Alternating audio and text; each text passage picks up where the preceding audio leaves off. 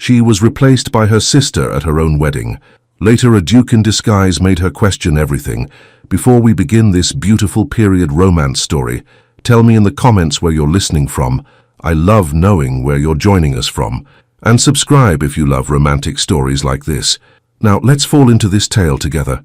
London breathed spring that morning in 1839. The windows of Hartley House stood open wide, allowing the mild April breeze to carry the intoxicating scent of blooming lilacs and roses from the gardens of nearby Grosvenor Square. Sparrows chattered in the ancient oak tree, their cheerful songs incongruous with the tension that permeated every stone of the elegant townhouse. Within those grey stone walls, behind pristine white columns and freshly polished brass, the air was thick, almost suffocating, heavy with 21 years of expectation converging on a single moment. Victoria Hartley stood before the towering Venetian mirror in her bedchamber, studying her reflection with detached precision. The morning light filtered through lace curtains, casting delicate shadows across her pale face. She looked exactly as she had been trained to look, perfect, composed, beautiful in that cold, untouchable way that society deemed appropriate for a bride of noble standing. Her dark hair had been arranged in an elaborate coiffure, with dozens of tiny white rosebuds woven through the curls. Her face, naturally lovely with high cheekbones and large hazel eyes, bore the carefully neutral expression she had perfected over years of practice. Not too happy, that would appear unseemly, not too solemn, that might suggest reluctance, just the right balance of serene acceptance and maidenly modesty. 21 years of preparation had all led to this single morning. Every piano lesson with fingers stretched painfully across ivory keys until they could play Beethoven sonatas flawlessly. Every French verb conjugated until she dreamed in foreign languages. Every curtsy practiced until her knees ached. Every emotion suppressed until she could no longer quite remember what genuine feeling looked like. All of it converged on the next few hours. The wedding gown hung on the dress form beside the window. It was a masterpiece of ivory silk, each yard more expensive than most families earned in a year. Tiny seed pearls had been hand-sewn across the bodice in intricate patterns. The sleeves were delicate puffs of silk and lace. The skirt fell in cascading layers. The train stretched 12 feet long. Every detail had been chosen by Mrs. Hartley with military precision.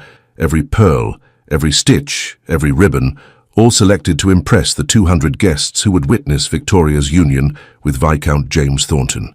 This wedding was not merely a ceremony. It was a campaign, the final siege in a war for social advancement. The door opened without ceremony. Mrs. Hartley swept into the room with the force of a winter gale, her burgundy silk rustling importantly. She was a handsome woman of 48, with Victoria's same dark hair lightly touched with silver, and the same hazel eyes, though hers held no uncertainty, no hidden softness. They were the eyes of a general surveying a battlefield. Her gaze swept over Victoria with clinical assessment, searching for any flaw that might undermine the perfection they had worked so hard to achieve. "You're too pale," Mrs. Hartley pronounced, her voice carrying that tone of absolute authority Victoria had known since infancy, that voice which permitted no contradiction, no weakness, no deviation from the plan. "Hannah, bring the rouge immediately. I cannot allow my daughter to appear ill on the most important day of her life." Victoria kept her face carefully impassive. Years of training had taught her to hide emotions the way a card player hides a winning hand. "Yes, mother," she said simply. 2 words, no more, no less. Hannah, Victoria's lady's maid since she was 12, entered quickly. She was a small woman of 35, with gentle brown eyes and work-roughened hands that nevertheless possessed surprising delicacy. She carried the ivory box containing Mrs. Hartley's collection of French rouge and complexion powders. Hannah's fingers trembled slightly as she applied the pink-tinted cream to Victoria's cheeks with a soft brush. Hannah had known her since she was a girl with scraped knees, back when Victoria still laughed freely and ran through gardens chasing butterflies. Hannah knew that behind this mask of perfect serenity lived a woman who had never once been asked what she wanted. But Hannah said nothing. What could she say? She was a servant dependent on the Hartley family, and even if she could speak freely, what comfort could words offer? The wedding was hours away, the contract signed, the announcements published, the guests invited, the future sealed. Mrs. Hartley circled Victoria slowly, like a general inspecting troops, her sharp eyes cataloguing every detail.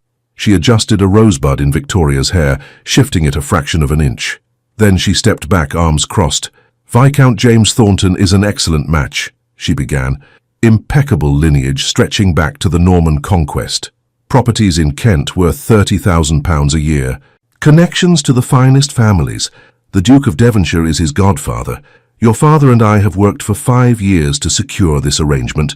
Victoria stood motionless, a porcelain statue. "This marriage represents everything our family has strived for," Mrs. Hartley continued. "Your grandfather started with nothing but a single textile mill in Manchester. Your father expanded that into a fortune through hard work and clever investments. But money alone is not enough. Money cannot buy what truly matters. Breeding, connections, a title. This marriage bridges that gap. You will be the Viscountess Thornton. Your children will have noble blood." She paused, fixing Victoria with a steel gaze. "Do not disappoint the family, Victoria. Everything depends on this." Victoria nodded once. The words "disappoint the family" echoed in her mind like a funeral bell. The same 3 words that had shadowed her entire life. Every childhood mistake, every imperfect recitation had been met with that phrase. It was the ultimate condemnation. Her entire existence had been carefully molded to avoid precisely that disappointment. Piano at 5, French and Italian at 8, dancing at 10, posture coaches at 11, etiquette at 12. Every skill acquired not for pleasure or personal enrichment, but for strategic necessity. She was a product, carefully crafted and packaged for sale to the highest bidder. She had never questioned it. How could she question the very foundation of her existence? This was simply the way things were. Daughters of ambition were raised to marry well. It was their duty, their purpose, their only real value. She had never questioned it. Not until that morning, when a small voice in the back of her mind, a voice she barely recognized as her own, whispered, "But what if there was another way?" The door burst open with enough force to make even Mrs. Hartley turn sharply. Charlotte Hartley entered like a summer storm, all energy and motion and barely contained vitality. At 19 years old, she moved through the world as if it existed purely for her enjoyment, as if life were an adventure rather than a series of social obligations. "Victoria," Charlotte exclaimed with enthusiasm, "you look absolutely beautiful, like a princess from a fairy tale." She rushed forward, arms outstretched. Victoria looked at Charlotte and felt that familiar, complicated mixture of love and envy. Charlotte had just come in from the street, even though it was barely 8 in the morning, and proper young ladies did not go wandering about London unescorted. Her dark blonde hair was slightly disheveled by the wind, several curls escaping from the simple ribbon. Her cheeks were flushed pink from having run up 3 flights of stairs, for Charlotte never walked when she could run. Her morning dress bore a small ink stain, probably from the poetry she was always scribbling. But despite the dishevelment, despite the impropriety, despite the ink stain, Charlotte was smiling. Smiling with her whole face, her whole being, as if joy were the most natural thing in the world. She smiled the way Victoria had once smiled, before she learned that smiling too broadly was unladylike, that laughing too loudly was unseemly, that genuine emotion was something to be concealed. There was something gloriously untamed about Charlotte, a light that refused to be dimmed, no matter how many times their mother scolded her. She moved through life as if the world were a garden to explore rather than a minefield to cross with care. Victoria envied that wildness even as she loved it. She envied the freedom that came from being the second daughter, the spare rather than the heir to all the family's ambitions. Because Charlotte could be human in ways Victoria never could. Charlotte could make mistakes without jeopardizing the entire family's future. Charlotte could have opinions, preferences, desires, luxuries forever denied to the daughter who carried all their hopes. "Charlotte," Mrs. Hartley said sharply, "where is your decorum? A young lady does not shout through the corridors like a fishwife." But Charlotte, as always, was impervious to criticism. She had already crossed the room and wrapped Victoria in an enthusiastic embrace, slightly crushing the delicate silk robe Victoria wore. As the second daughter, Charlotte had the immense luxury of being somewhat irrelevant to the family's social ambitions. She could laugh loudly at the theatre. She could dance with enthusiasm rather than practiced grace. She could be imperfect without destroying anyone's carefully laid plans. Charlotte pulled back from the embrace but kept hold of Victoria's hands. She leaned in close, her voice dropping to a whisper. "Are you happy? Truly happy?" The question hit Victoria like a stone thrown into a still pond. sending ripples through the careful calm she had constructed. Happy. What a strange, almost foreign concept. When had happiness ever been part of the equation? Marriage was about duty, advancement, security, not happiness. Victoria had learned long ago to trade any expectation of happiness for security and social position. She had made that trade so gradually, so incrementally over the years, that she couldn't quite remember when it happened. First, she traded playfulness for propriety, then spontaneity for sophistication, then honesty for diplomacy. Trade by trade, piece by piece, she had bartered away everything that made her human. "I'm ready," Victoria replied quietly. "That's what matters." But even as she said the words, that small, rebellious voice in the back of her mind asked, Is that really all that matters? Mrs. Hartley clapped her hands sharply, dispersing the moment of intimacy. "That's quite enough sentimentality. It's time to dress the bride. Hannah, call Mary and Susan to help with the gown. Charlotte, go prepare yourself. The carriages leave for St. George's in precisely 3 hours." Charlotte squeezed Victoria's hand one more time, a silent message of support. Then Charlotte left, her footsteps echoing down the hallway. The house transformed into organized chaos. Servants ran through corridors carrying elaborate floral arrangements, white roses and lilies tied with ivory ribbons. The silver had been polished until it gleamed, the crystal washed until it sparkled. Every detail had to be perfect. In his study downstairs, Mr. Hartley supervised the final arrangements with an expression of barely controlled anxiety. This was the day he had worked toward for his entire adult life. The marriage of his eldest daughter to a titled nobleman represented the culmination of everything he had strived for. The Hartley family had money, plenty of it, but they had no title, no ancient lineage, no coat of arms. They were new money, merchant class, trade, categories that the old aristocracy looked down upon with barely concealed contempt. A fortune of £60,000 could buy many things, but it could not buy what truly mattered, acceptance into the highest echelons of society. But this marriage would change everything. An alliance with the Thorntons, with their centuries of noble blood and their connections to half the peerage of England, would finally breach those walls. Victoria's children would be the grandchildren of a viscount. Her sons would inherit the title. Everything depended on this day going perfectly. The butler, Thompson, entered the study with his characteristic grave formality. "Sir," he announced, "Viscount Thornton has arrived." Mr. Hartley's face lit up with relief and anticipation. He rose from behind his massive mahogany desk. "Excellent. Show him in immediately." "Forgive me, sir," Thompson interrupted, something unusual flickering in his normally impassive face. "But the Viscount specifically requested to speak with you privately. He seems rather agitated." A chill ran down Mr. Hartley's spine. Agitated? On his wedding day? Viscount James Thornton entered the study. He was 26 years old, tall and classically handsome with dark hair carefully arranged in the fashionable style, clear blue eyes, and aristocratic features. He wore a morning coat of deep navy velvet with silver buttons, buff-colored trousers, and Hessian boots polished to a mirror shine. He looked every inch the wealthy nobleman, the perfect groom. But his face was pale beneath its fashionable tan, and there was something in his eyes, guilt perhaps, or dread, that made Mr. Hartley's chest tighten. "Viscount Thornton," Mr. Hartley said with forced heartiness, trying to ignore the warning bells ringing in his mind. "What an honor to receive you. Everything is prepared for the ceremony." "Mr. Hartley," James interrupted, his voice tight with tension, "I need to speak with you. Now, in private." The emphasis on that last word was unmistakable. Mr. Hartley turned to Thompson. "Leave us. Close the door." As soon as the door clicked shut, Mr. Hartley felt his anxiety transform into fear. "What's wrong? Has something happened?" "Please," James said, holding up one hand, "just let me speak. This is difficult enough already." He walked to the window overlooking the small garden, keeping his back to Mr. Hartley as if he couldn't bear to look the older man in the eye. His hands were clasped behind his back, knuckles white with tension. "There is a delicate matter," James began slowly, each word seeming to cost him effort, "that must be discussed before the ceremony proceeds." Mr. Hartley felt his stomach clench. "Go on." "Mr. Hartley, let me begin by saying that I have the utmost respect for you and your family. You have been generous beyond measure. The dowry you have settled on Victoria is more than fair. The arrangements you've made for today are flawless. In every practical sense, This match is perfect. But, Mr. Hartley prompted, because there was clearly a but coming. James turned from the window, and there was something in his face, a mixture of guilt and defiance and misery, that made Mr. Hartley's blood run cold. But I cannot marry Victoria, James said quietly. For a moment, Mr. Hartley could not process the words. They made no sense.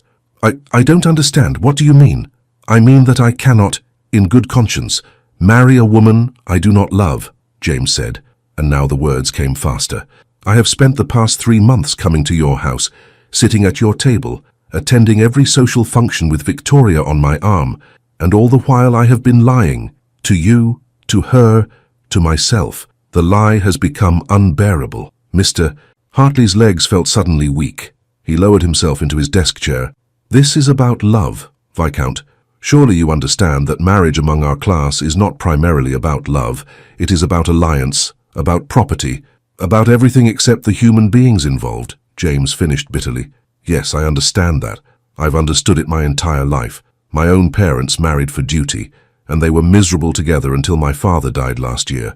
I swore I would not repeat their mistake. Then why? Mr. Hartley said, hearing his voice rise. Did you agree to this match in the first place? Why pursue Victoria for 3 years? Why sign the contracts? The wedding is in 3 hours. 200 guests are on their way. James met his eyes finally, and there was real pain in his expression. Because I thought I could do it.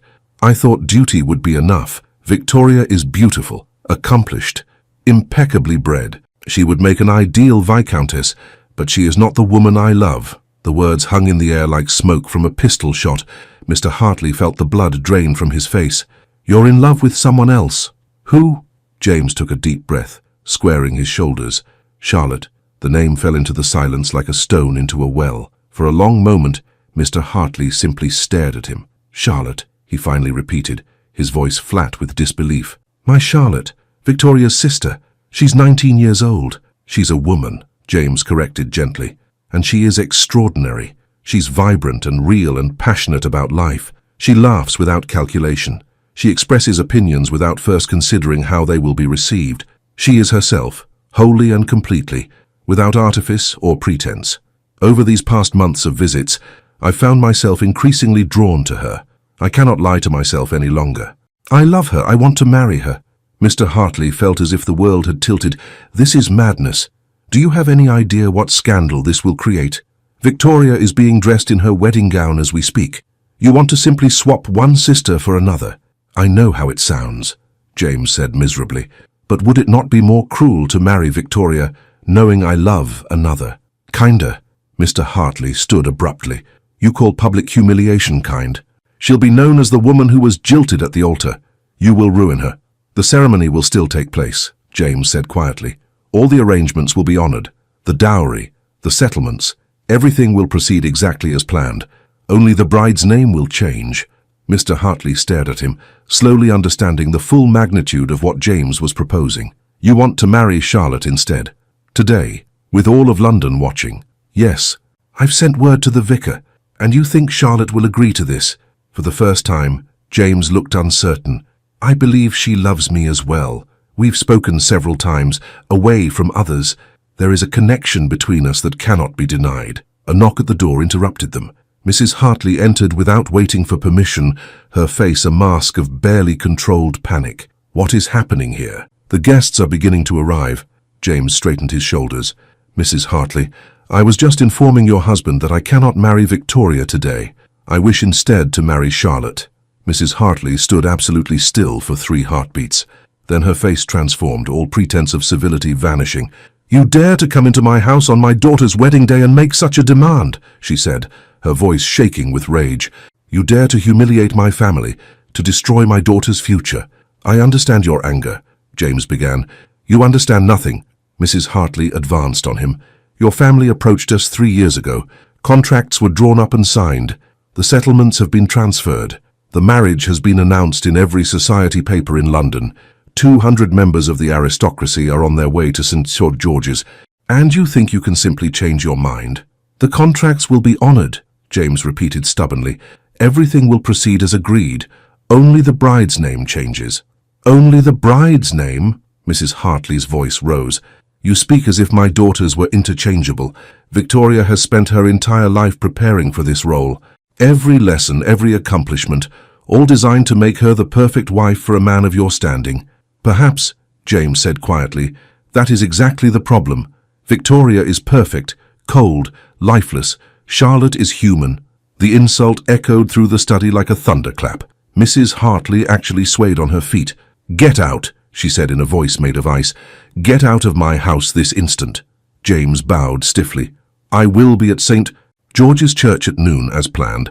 I trust you will do the right thing and allow Charlotte to attend. The alternative would be unfortunate for all involved."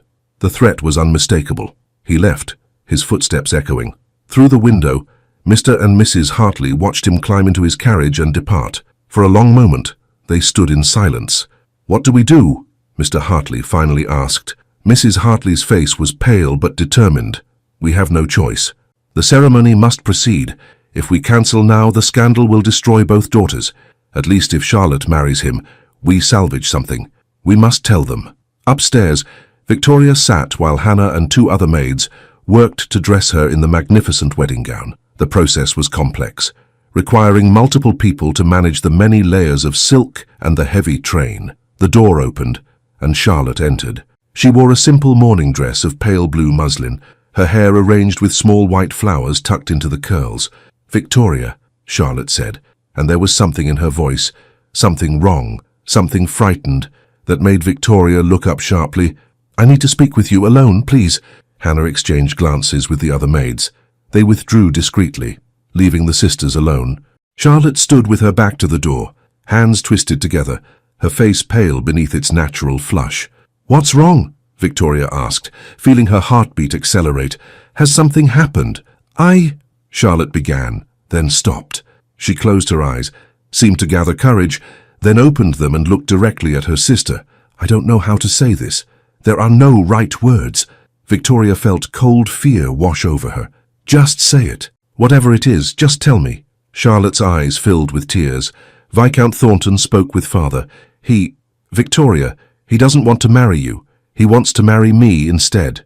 The words made no sense.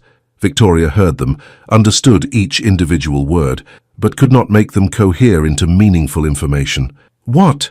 "James says he's in love with me," Charlotte said, the words tumbling out now. "He says he can't marry you because his heart belongs to someone else. To me, he wants to marry me today instead. At the church, in front of everyone." Victoria sat perfectly still, her mind racing. This had to be a mistake, a test of her composure. "You're lying," Victoria said flatly. "This is some kind of test." Charlotte shook her head violently, tears streaming. "I swear, this is not a test. James just told father. He sent word to the church. He wants to marry me. Today. Now." Victoria felt her legs go weak. She reached out blindly and grabbed the bedpost. "And you." Her voice came out as barely a whisper. "What do you want?" Charlotte took a step forward, hands extended. "I didn't know, Victoria. You have to believe me. I never encouraged him. Yes, we talked during his visits, but I thought he was just being polite. I would never willingly do anything to hurt you. You're my sister. Do you love him?" Victoria interrupted, forcing each word out separately. Charlotte's face crumpled. "I don't know, perhaps I could, given time. He's kind and intelligent, and he makes me laugh. But Victoria, I would refuse him in an instant if you asked me to. I would rather die a spinster than cause you this pain." Victoria looked at her sister, truly looked at her, and saw genuine anguish, genuine love and loyalty. Charlotte was telling the truth. She hadn't planned this. But she also saw, in the way Charlotte's eyes flickered with something like hope even as she cried, that her sister did care for James.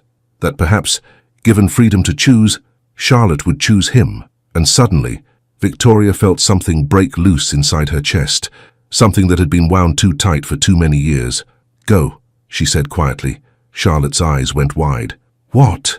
"Go," Victoria repeated, her voice hollow. "Marry him. If you love him or think you could love him, then marry him.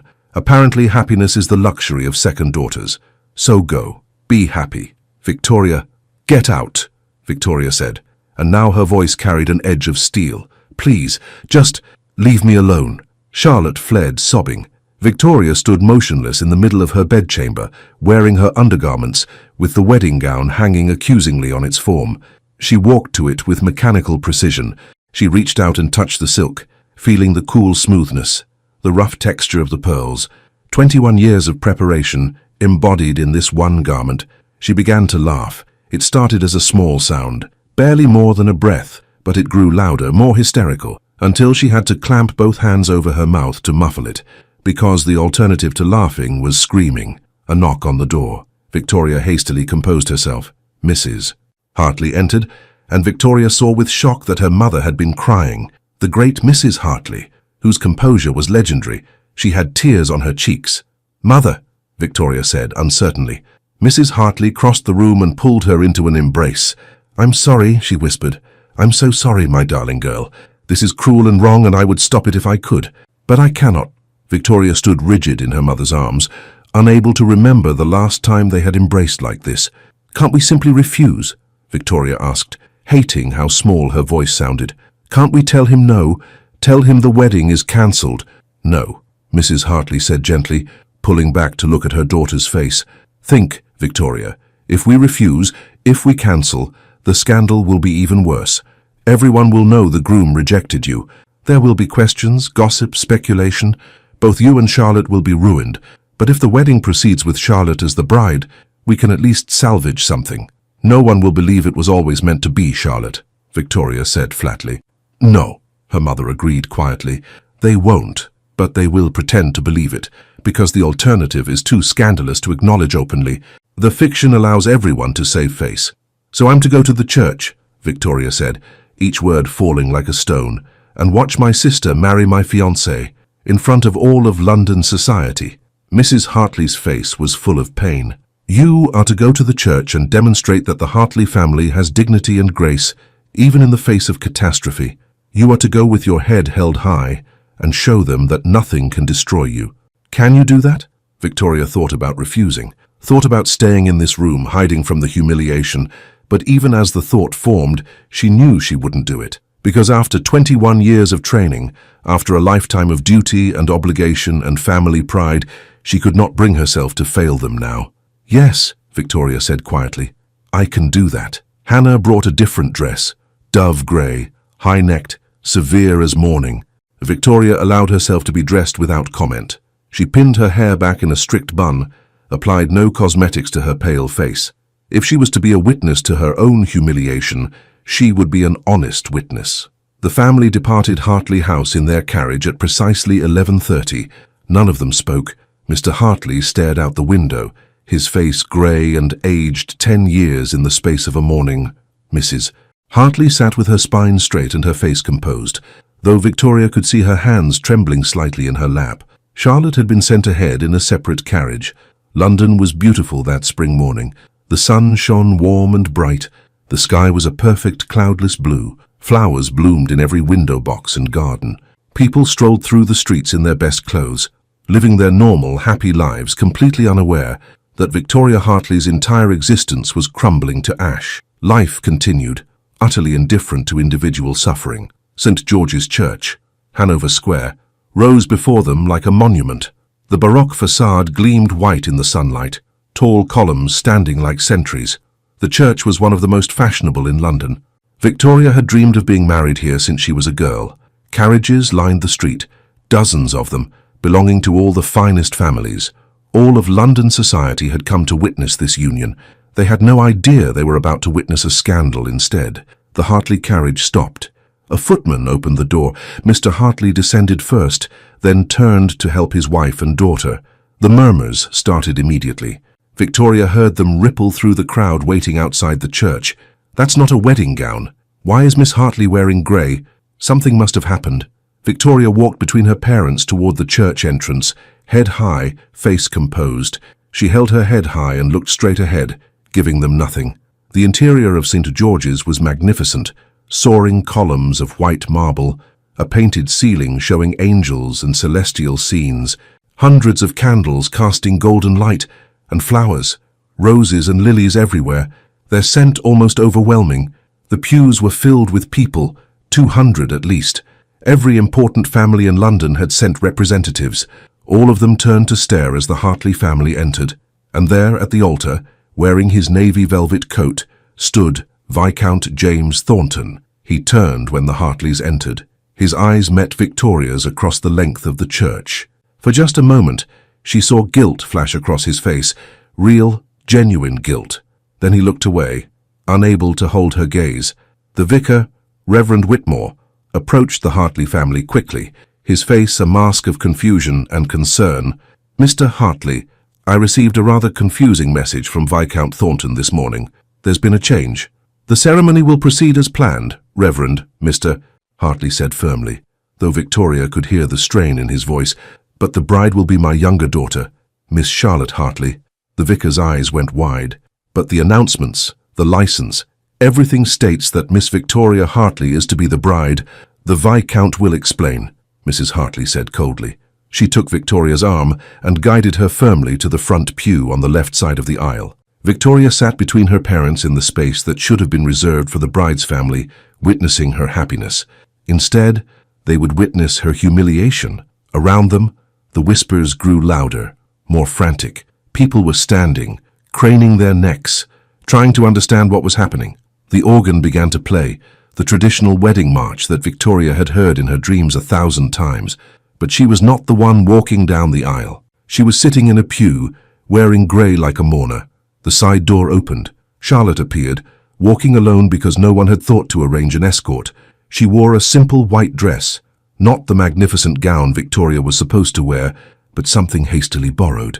Her face was pale, her eyes red from crying, and she held her small bouquet of white roses with trembling hands. She walked down the aisle with halting, uncertain steps, and every eye in the church turned from her to Victoria and back again, understanding dawning on face after face. "Good God!" Victoria heard someone breathe behind her. "He's marrying the wrong sister." The whispers exploded into open conversation. People were standing now, openly discussing what they were witnessing. "Which one is marrying Thornton?" "I thought it was Victoria. He changed his mind on the wedding day itself." "The poor girl. Imagine being jilted like that." The Reverend Whitmore raised his hands, trying desperately to restore order. "Please, if everyone would take their seats."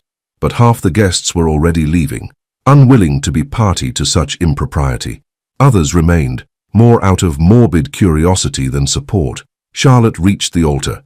She stood beside James, not looking at him, her face a mask of misery. James reached for her hand, gripping her shaking fingers. The vicar began the ceremony, his voice hurried. "Dearly beloved, we are gathered here to witness the joining in holy matrimony of James Thornton and Charlotte Hartley." Victoria sat perfectly still, her hands folded in her lap, her face revealing nothing. But inside, she felt as if she were falling through darkness. This morning, she had been Victoria Hartley, bride-to-be, future Viscountess Thornton, the culmination of her family's ambitions. Now she was a rejected woman, a scandal, a cautionary tale. "James Thornton, do you take Charlotte Hartley to be your lawfully wedded wife?" James looked at Charlotte. Victoria saw something in his eyes then, something real and genuine that she had never once seen when he looked at her. Love, actual, true love. "I do," James said, his voice stronger now, more certain. The vicar turned to Charlotte. "Charlotte Hartley, do you take James Thornton to be your lawfully wedded husband?" Charlotte glanced over her shoulder, her eyes finding Victoria's across the church. For just a moment, the sisters looked at each other, and Victoria saw in Charlotte's face not triumph, not satisfaction, but genuine love, both for James and for her sister, and a question that asked for forgiveness, for understanding. Victoria gave the smallest nod, permission, absolution. "I do," Charlotte whispered. "Then by the power vested in me," the vicar said hastily, clearly eager to finish this disaster of a ceremony, "I pronounce you husband and wife. You may kiss your bride." James kissed Charlotte briefly, almost perfunctorily. Charlotte was crying too hard to properly participate. The remaining guests erupted in a confusing mixture of scattered applause and shocked murmurs. Victoria stood.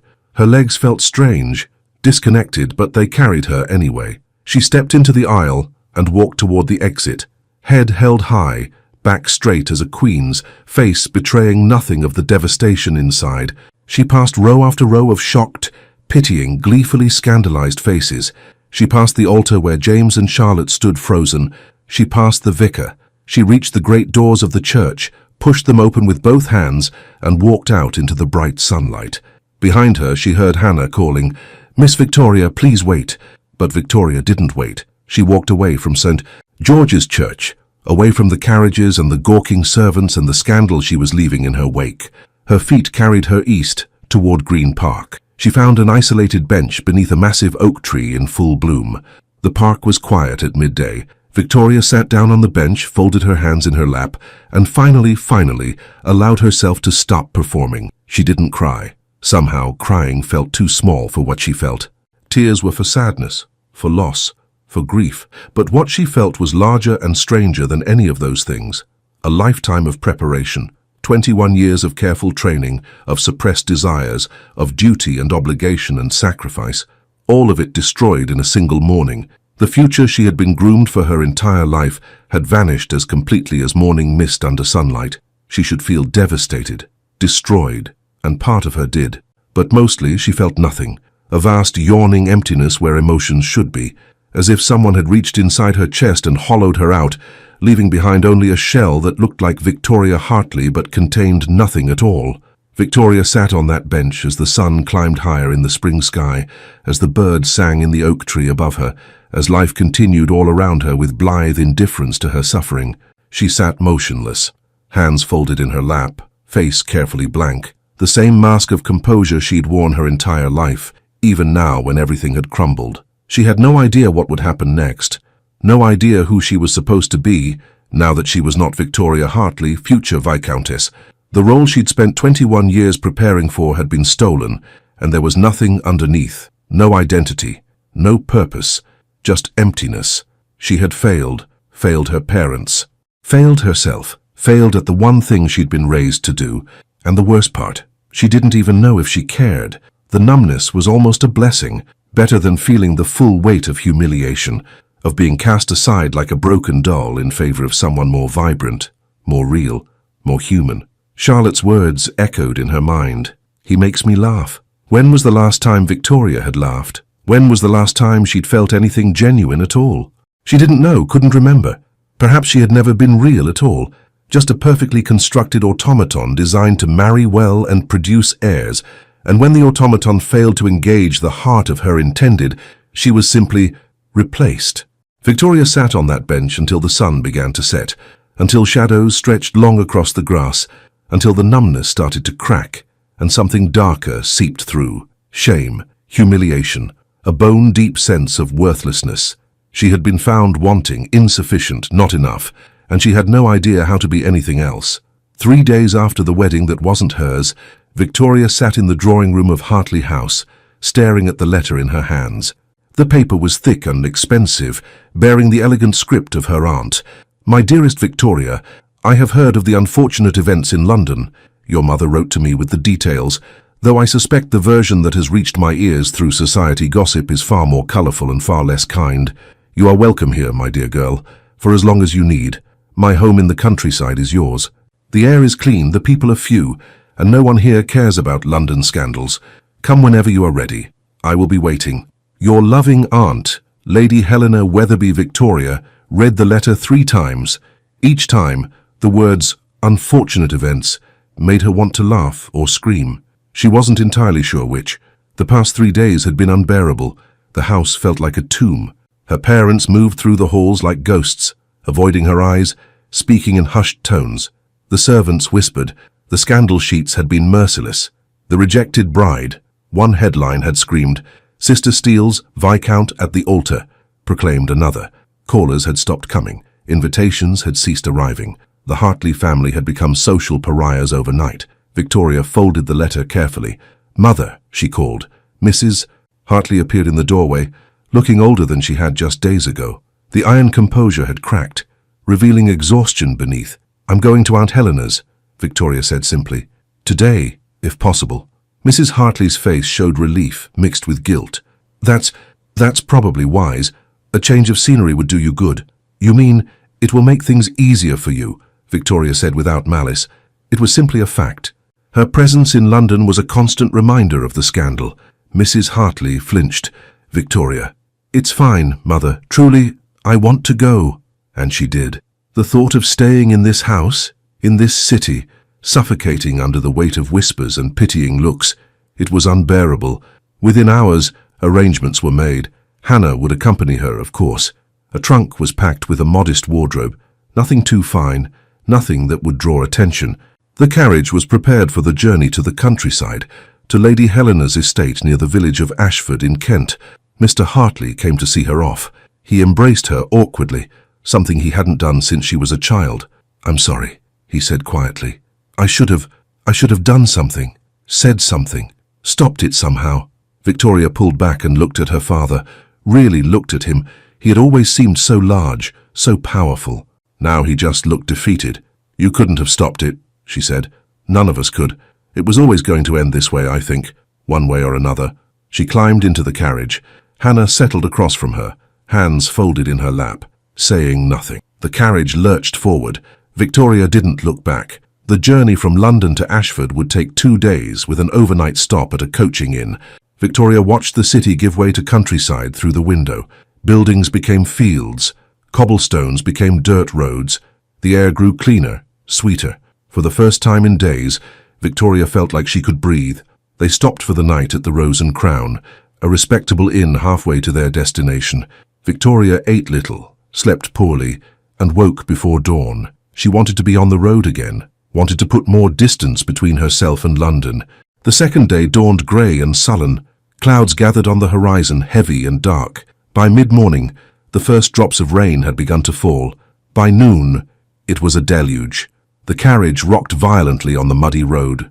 Rain hammered against the roof, so loud Victoria and Hannah had to raise their voices to be heard. "Perhaps we should stop," Hannah called over the storm. "Wait for it to pass." "We're almost there," Victoria shouted back. According to the driver, they were less than an hour from Lady Helena's estate. She didn't want to stop now, didn't want to delay her arrival at the place that represented escape, freedom, a chance to simply disappear. The words had barely left her mouth when the carriage gave a sickening lurch.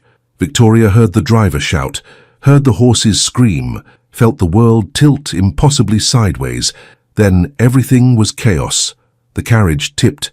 Victoria was thrown against Hannah, both of them tumbling as the world spun. There was a tremendous crack, wood splintering, and then a bone-jarring impact as the carriage slammed onto its side. For a moment, there was only silence broken by the steady drum of rain.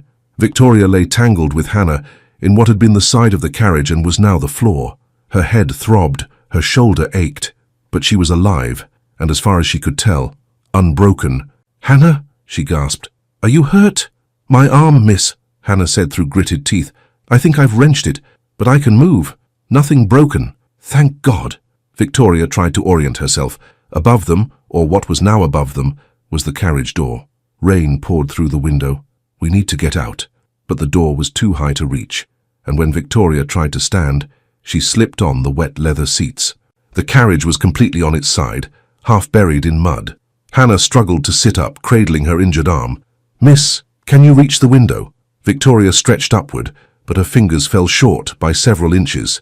"No, we're trapped." "The driver," Hannah said suddenly. "He was thrown. I heard him shout." "Help!" Victoria called. "Driver, can you hear us?" No response. Victoria felt a spike of fear. They were on a country road in the middle of a storm. It could be hours before another traveller came by. "Help!" she called again, louder. "Someone help us!" Hannah joined her, their voices rising together over the sound of rain. "Help! Please, anyone!" But there was only the sound of rain and their own ragged breathing.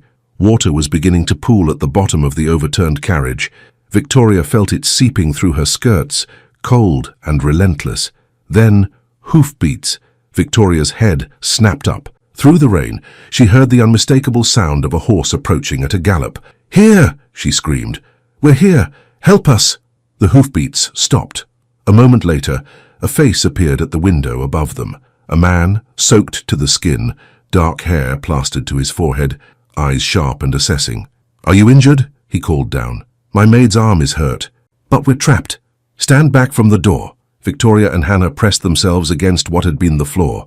There was a tremendous crash as the man, whoever he was, kicked the carriage door open. Rain poured in, along with grey daylight. "I'm going to pull you out," the man said. He was leaning into the carriage now, reaching down. Take my hand." Victoria grasped his hand. It was strong, calloused, warm, despite the cold rain. He pulled, and she felt herself lifted as if she weighed nothing. In seconds, she was out of the carriage, standing in ankle-deep mud, rain soaking through her traveling dress. The man released her and immediately turned back to the carriage. "Your maid, which arm is injured?" "The left," Victoria called. He reached in carefully, supporting Hannah's injured side as he lifted her out. Hannah gasped in pain, but made no complaint as he set her down gently in the mud. "Ois, can you move your fingers?" he asked Hannah directly, his voice calm and professional. Hannah flexed her hand, wincing. "Yes, chamo, sir." "Good. Likely just wrenched, not broken. We'll need to bind it." Then he was moving to the front of the carriage where the horses were tangled in their traces, one of them down and thrashing. Victoria watched in amazement as the stranger calmed the panicked animals with quiet words and sure hands. He cut them free of the broken harness with a knife from his boot. The horse that had fallen struggled to its feet, apparently uninjured. Only then did the man turn his attention to the driver, who lay unconscious a few feet away. Victoria and Hannah both rushed over. The stranger was already checking the driver's pulse, his hands gentle but efficient. "Is he alive?" Victoria asked. "Yes. Unconscious. Hit his head when he was thrown. He needs shelter and a doctor immediately. My aunt's estate is nearby," Victoria said through chattering teeth. She was shaking now, whether from cold or shock she couldn't tell. "Lady Helena Weatherby. Do you know it?" The man looked up at her for the first time, really looked at her, and Victoria felt something strange pass between them. His eyes were grey, she noticed, grey like the storm clouds, but somehow warmer. "I know it," he said. "Come, it's about 2 miles from here. Can you ride?" Victoria blinked, rain streaming down her face. "Ride? A horse? Can you ride a horse?" "I can, sir," Hannah said before Victoria could answer, her voice steady despite the pain she must be in. "But I don't know if I can manage the reins with one arm." The stranger considered for a moment. "You'll ride with the driver. I'll tie the reins so the horse follows mine." "Miss Hartley," Victoria said. "Victoria Hartley. This is Hannah, my lady's maid." "Miss Hartley will ride with me," he said, already moving to catch one of the freed carriage horses by its mane. The animal, still skittish from the accident, nevertheless calmed under his touch. Within minutes, he had organized everything with quiet efficiency. He helped Hannah mount one horse, then carefully positioned the semi-conscious driver in front of her, binding them together with a leather strap from the broken harness so the driver wouldn't fall. "Hold him steady," he told Hannah. "The horse will follow mine. Just keep your seat." "Yes, sir," Hannah said, and Victoria felt a surge of pride at her maid's courage. Despite her injury, despite the rain and chaos, Hannah sat straight in the saddle, one arm cradling the driver, the other gripping the horse's mane. The stranger swung himself onto the other horse with easy grace, then reached down to Victoria. "Come," he said simply. Victoria hesitated for only a moment. Then she grasped his hand and let him pull her up behind him. She had to wrap her arms around his waist to keep from sliding off the wet horse. Even through his soaked coat, she could feel the solid strength of him. "Hold tight," he said, "and don't worry about your maid. I'll keep the pace steady." Then he urged the horse forward, keeping true to his word with a measured trot that Hannah's horse followed obediently. They rode through the rain, Victoria clinging to this stranger. She should have been afraid, a gently bred woman alone with an unknown man. But there was something about the way he handled the horses, the way he had checked on Hannah first, the quiet competence in every movement. It inspired trust rather than fear. She could feel the rhythm of his breathing, the steady strength of him. When the horse stumbled slightly on the muddy road, his hand came down to cover hers briefly, steadying her. "All right back there?" he called over the rain. "Yes." She tightened her grip instinctively. He didn't speak again, but Victoria noticed small things.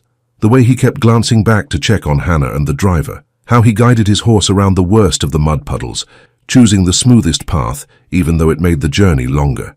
The care he took with strangers said more about his character than 100 polite conversations at London balls ever could. After what felt like an eternity but was probably only 20 minutes, buildings appeared through the rain. A stone manor house, ivy-covered and solid. Smoke rose from chimneys, promising warmth. Victoria felt his posture shift, recognition, relief. He knew this place well, she realized. He rode straight to the front entrance, pulled the horse to a stop, and dismounted in one fluid motion. Then he reached up to help Victoria down, his hands firm at her waist. Her legs nearly gave out when her feet touched the ground. The adrenaline that had sustained her through the accident was fading.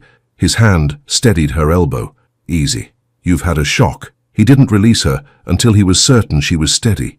Then he was moving to help Hannah, supporting her injured side as she dismounted, catching the driver as the man started to slump. The front door flew open.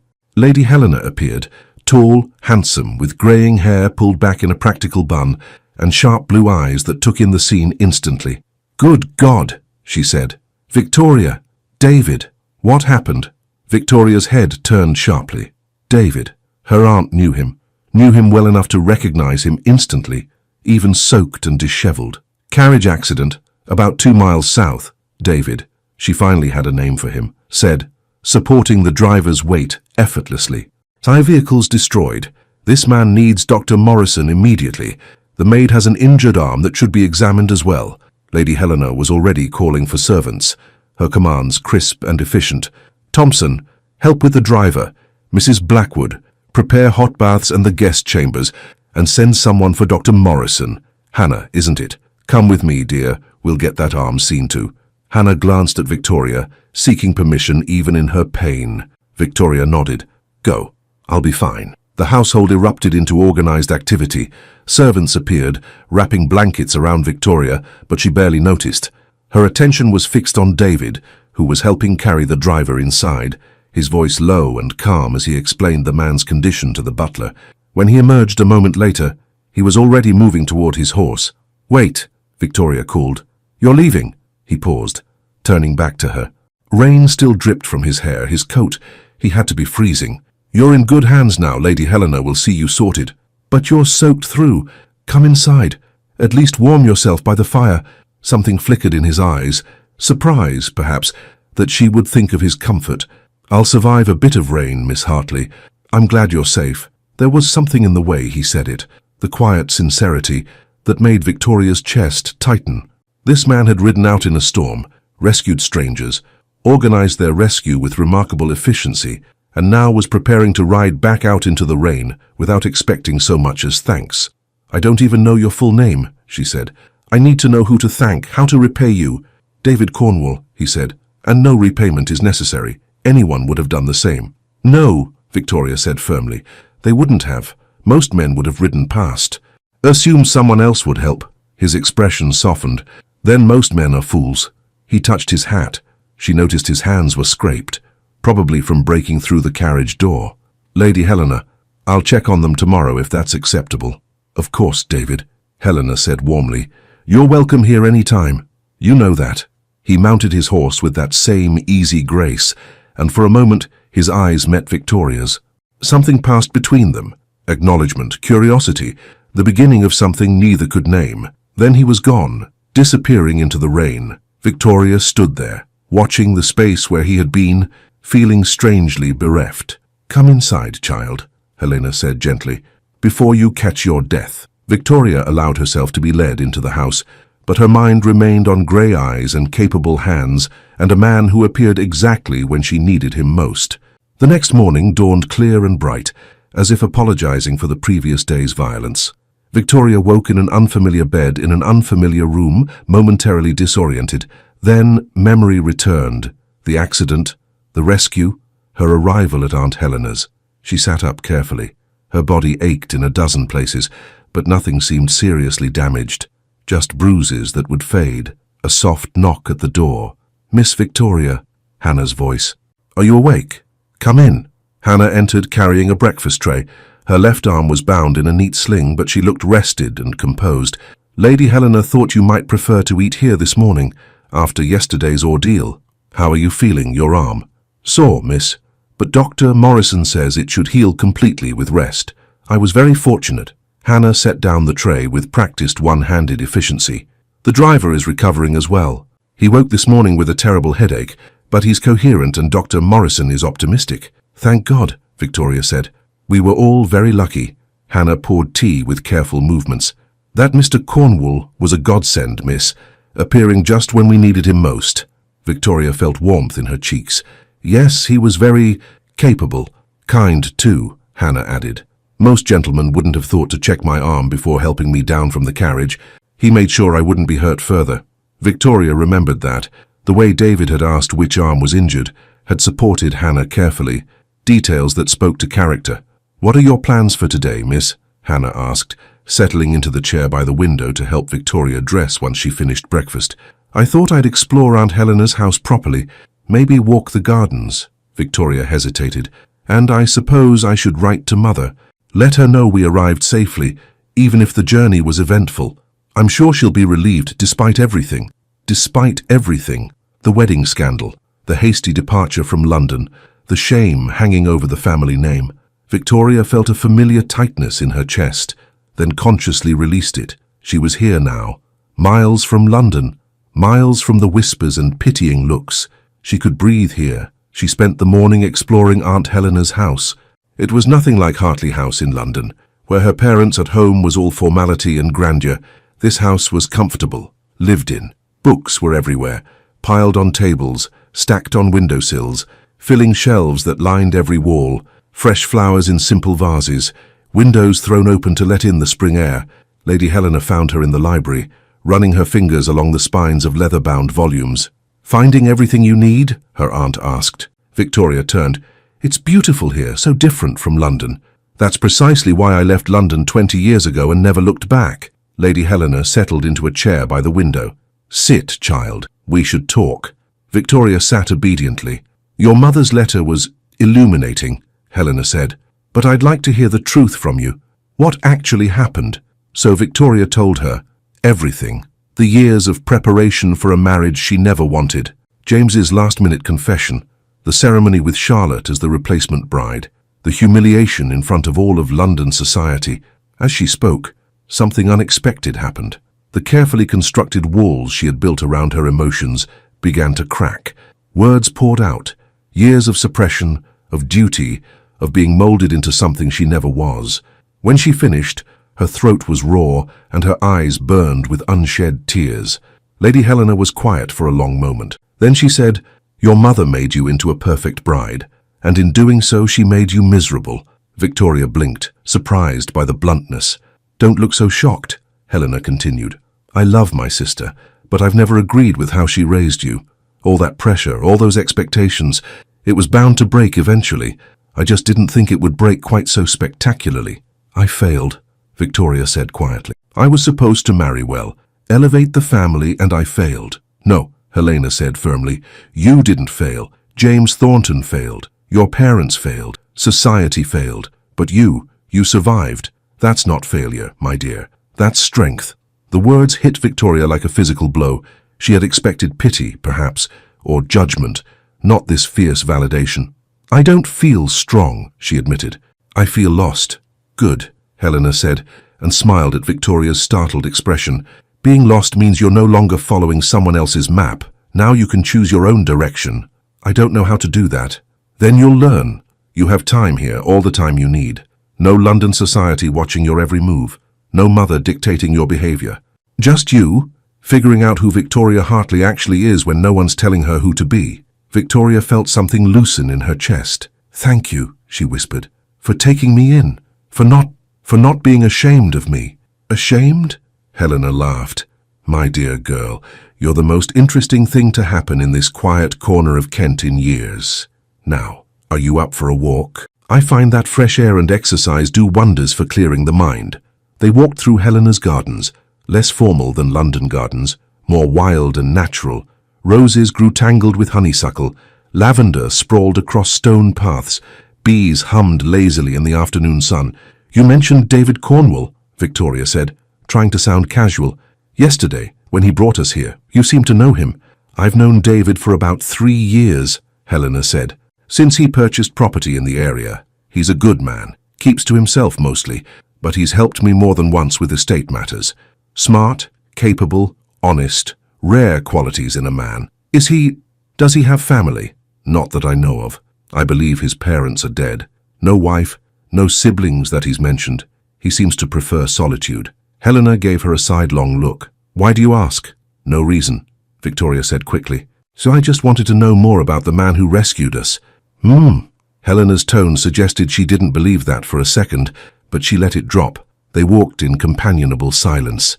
Victoria breathed in the sweet air, felt the sun warm on her face, and thought, I could be happy here. The thought was startling. Happiness. When was the last time she had even considered such a thing? 3 days later, Victoria was in the library attempting to read when she heard hoofbeats outside. Her heart did an unexpected leap before she could stop it. Through the window, she watched David Cornwall dismount. He wore simple riding clothes, no elaborate cravat, no fashionable coat, just dark trousers, a white shirt open at the collar, and tall boots. Practical, unpretentious. Helena appeared in the doorway. David's here to check on the driver. And on you, I suspect. There was a knowing glint in her aunt's eye. Shall I send him away? No, Victoria said, perhaps too quickly. That is, it would be rude, after everything he did for us. Helena's smile was infuriating. I'll have tea sent to the garden, shall I? Before Victoria could protest, Helena had disappeared. A moment later, a servant was escorting David through the house. He appeared in the library doorway, and Victoria felt that same strange flutter she'd felt 3 days ago. He looked different in daylight, without the rain and urgency, younger than she'd first thought, perhaps 28 or 29. There were laugh lines at the corners of his eyes, and his hands, which she'd noticed were scraped during the rescue, showed signs of healing. Miss Hartley, he said, I hope I'm not intruding. Not at all.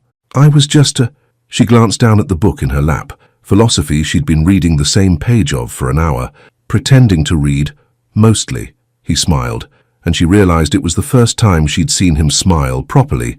It transformed his face. Sounds familiar. I do that often. You do? I have a library full of books I've started and never finished. I tell myself it's because I'm busy with estate work, but really I just get distracted. There was something disarming about his honesty. London gentlemen never admitted to weaknesses, even small ones. What distracts you? Depends on the day. Sometimes it's a problem with the tenant farms that needs solving.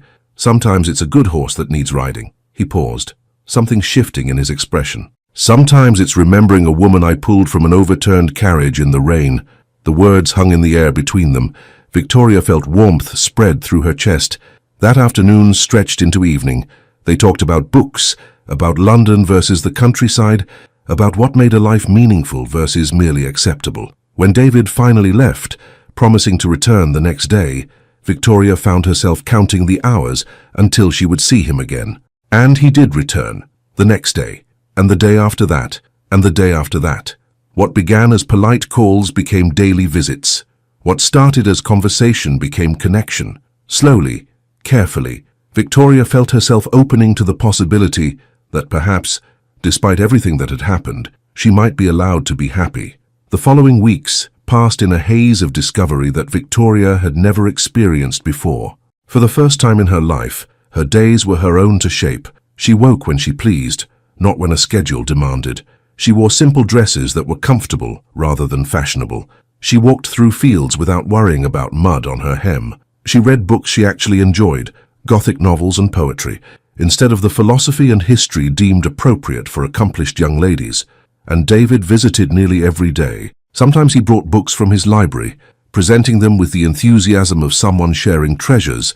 Other times, he arrived with a horse for her to ride, teaching her to gallop across open fields in a way that would have horrified her mother. Once he brought a picnic, and they spent an entire afternoon by a stream, talking about everything and nothing. Victoria found herself laughing more in those weeks than she had in years. David had a dry wit that caught her off guard, making observations about local gossip or London society that were sharp but never cruel. He listened when she spoke, truly listened, asking questions that showed he was thinking about her words rather than simply waiting for his turn to talk. But beneath the easy companionship, something else was growing. Victoria felt it in the way her pulse quickened when she heard his horse approaching, in the way she found herself watching his hands as he gestured while speaking, in the moments when their eyes met and held just a beat too long. She was falling for him, and that terrified her. It was the 5th week of her stay at Helena's when everything shifted. Victoria was in the garden sketching, another new pastime she'd discovered she enjoyed, when she heard raised voices from the house. Male voices. One was David's. She recognized immediately. The other was unfamiliar, sharp with authority. She set down her pencil and moved toward the commotion. In the front drive, a magnificent carriage had arrived, bearing an elaborate coat of arms. A man in expensive livery stood beside David, who looked more tense than Victoria had ever seen him. "Your Grace," the servant was saying, his tone respectful but firm, "the correspondence has been piling up for weeks. Your steward insists these matters require your immediate attention. The tenants are asking questions about the new irrigation project, and the solicitors need your signature on the—" "I'll handle it, Morrison," David interrupted. "Tell Blackwood I'll return to Cornwall House tomorrow." "Cornwall House?" Victoria's voice came out sharper than she'd intended. Both men turned. The servant's eyes widened slightly at the sight of her. David's expression shifted, resignation mixed with something that looked like regret. "Miss Hartley," he said carefully. The servant bowed deeply. "My lady." The form of address made Victoria blink. Why would a servant address her as— Then, understanding hit like ice water. "Your Grace?" she repeated, looking at David. "Cornwall House." David dismissed the servant with a gesture. Morrison bowed again and retreated to the carriage, leaving them alone in tense silence. "You're not just David Cornwall," Victoria said slowly. "You're— what? A baron? A viscount? A duke?" he said quietly. "Duke of Cornwall. Though I prefer not to use the title when I'm here." Victoria felt the world tilt. A duke. She'd been spending weeks alone with a duke, riding unchaperoned, sharing picnics, laughing freely, thinking he was merely a local gentleman. Her duke was one of the highest ranks in the peerage, outranking even the viscount who had rejected her. "You lied to me," she said. "I didn't lie. I just didn't mention a title." "That's the same thing." Her voice rose. "You let me believe you were— what was it Helena said? A local gentleman who owns some property. You own an entire duchy." "Yes," David said, and she could hear frustration creeping into his voice. "And if I had told you that the first day we met, you would have treated me differently.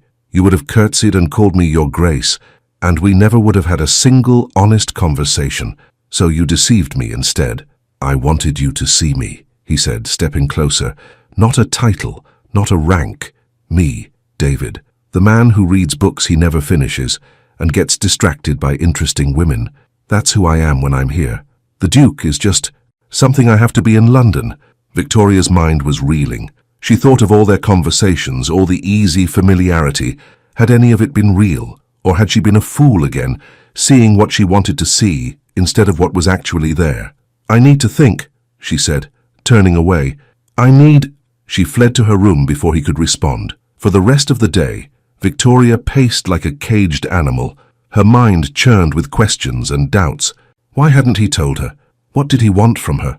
Was this some elaborate game that aristocrats played with ruined women? She remembered James's face when he'd called her perfect, cold, lifeless. Remembered the humiliation of being rejected in front of all of London. Was she really so desperate for affection that she'd let herself be fooled again? A knock at her door.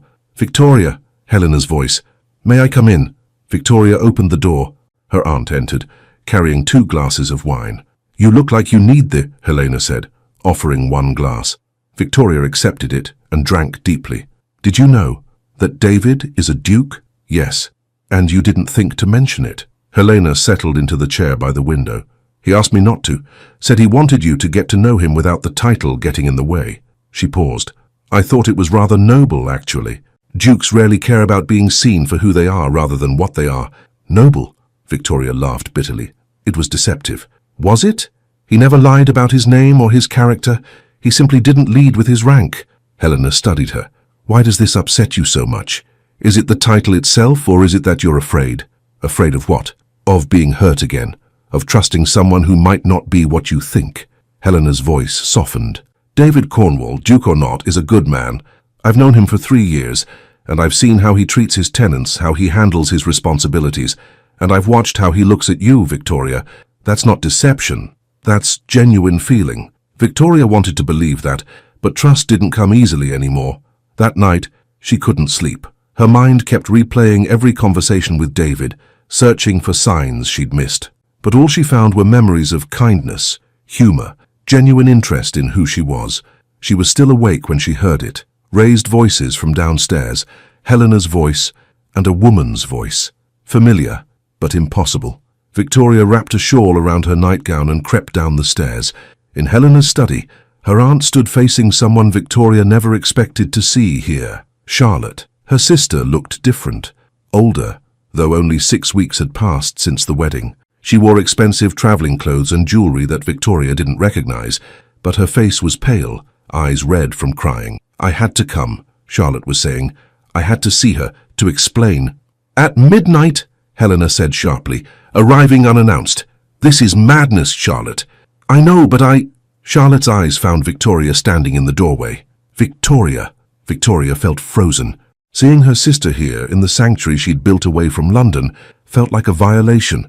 "What are you doing here?" Victoria asked, her voice cold. Charlotte took a step forward.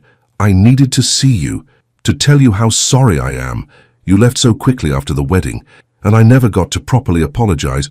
You apologized at the church, I remember, but I didn't explain. I didn't tell you that I tried to refuse James, that I told him it was impossible, that I couldn't marry my sister's intended, and yet you did marry him." Charlotte flinched. "He said he would cancel the wedding entirely if I refused, that the scandal would be even worse, that both of us would be ruined, and Mother agreed. She said it was better this way, better that at least one daughter married well rather than neither of us. So you sacrificed me to save yourself." "No!" Charlotte's voice broke. "I sacrificed myself to save you. If I'd refused, if the wedding had been cancelled entirely, you would have been the woman who drove her fiancé away. At least this way, I took the blame. I became the villain who stole her sister's intended." Victoria wanted to dismiss this as self-serving rationalization, but she could see the truth in Charlotte's eyes, hear it in her voice. Her sister genuinely believed she'd made the right choice. "You should have consulted me," Victoria said quietly. "You should have asked what I wanted. Would you have told me to refuse, to let the entire wedding collapse?" Victoria opened her mouth to say yes, then stopped. Would she have, or would she have done exactly what she did, given Charlotte permission to marry James because it was the path of least destruction? "You should go," Victoria said instead. "It's late. You've had a long journey." "Victoria, please, I'm not ready to forgive you. I may never be ready, but I don't hate you either." Victoria's voice was steady, surprising herself. "You made a choice. I made a choice. We both have to live with the consequences." Charlotte's face crumpled, but she nodded. Helena quietly arranged for Charlotte to stay in a guest room far from Victoria's, but Victoria couldn't return to sleep. She wrapped herself in a heavy cloak and went out to the garden, needing air, needing space. She found Helena there, sitting on a bench beneath the stars, a glass of whiskey in her hand. "Can't sleep either?" her aunt asked. Victoria sat beside her. Now seeing Charlotte brought it all back. The wedding, the humiliation, everything I'd been trying to forget. Helena was quiet for a long moment. Then she said, "There's something you should know about Charlotte, about your family." Something in her tone made Victoria's stomach tighten. "What?" Helena took a long drink before answering. "I'm going to tell you this because you deserve the truth, but also because I'm drunk enough to believe it's the right thing to do." She turned to face Victoria. "Charlotte isn't your father's daughter." The words didn't make sense at first. "What?" "Your mother had an affair years ago when your father was traveling for business with a tutor who came to teach her Italian. Charlotte is the result of that affair." Victoria felt the ground shift beneath her. "No, that's impossible. Mother would never—" "Your mother is human, Victoria. She was young, lonely, married to a man who cared more about business than her. The affair was brief. When she discovered she was pregnant, the tutor had already left for Italy. She convinced your father the child was his. He never suspected." "Why are you telling me this?" Victoria's voice was barely a whisper. Helena met her eyes. "Because Charlotte doesn't know. Your father doesn't know. And if this truth were to come out, if someone were to reveal that Charlotte is illegitimate, her marriage to James could be annulled. The Thornton family would never accept a bastard as a viscountess. Charlotte would be destroyed. Your family would be ruined beyond redemption." The implications settled over Victoria like a heavy cloak. "You're giving me a weapon. I'm giving you a choice," Helena corrected. "Knowledge is power, Victoria. You can use it to destroy the sister who took your place, or you can let it remain buried and move forward with your life." Victoria stared at her aunt. "Why now? Why tell me this now?" "Because you've been hurt and you're angry, and anger can make us do things we regret." Helena's voice was gentle but firm. "But you're also stronger than you were 6 weeks ago. You found someone who sees you for who you really are. You have a chance at genuine happiness. Don't throw that away for revenge. Victoria stood abruptly. I need to be alone. She walked away from Helena into the darker parts of the garden. Her mind was spinning with this new information. Charlotte was illegitimate. The marriage to James could be undone. Victoria could expose the truth, could watch her sister fall from grace the way she herself had fallen. It would be justice. It would be fair. Charlotte had taken her future. Why shouldn't Victoria take Charlotte's? The thoughts came dark and seductive. For weeks, she'd been trying to move past the humiliation, to build a new life. But the wound was still raw, and now she had the power to inflict the same pain on those who had hurt her. She thought of Charlotte's tearful apology tonight, of how young her sister had looked, how frightened. Then she thought of the wedding, of sitting in that pew in her grey dress while Charlotte spoke vows that should have been Victoria's. Anger flared hot and bright. She had been rejected, humiliated, cast aside, made to feel like she wasn't enough, wasn't human enough, wasn't real enough. And now she had the power to make them all pay. The thought was intoxicating. Victoria stood in the dark garden, feeling something shift inside her. The pain and humiliation she'd been trying to rise above, it wanted out. It wanted revenge, and she had the weapon to deliver it.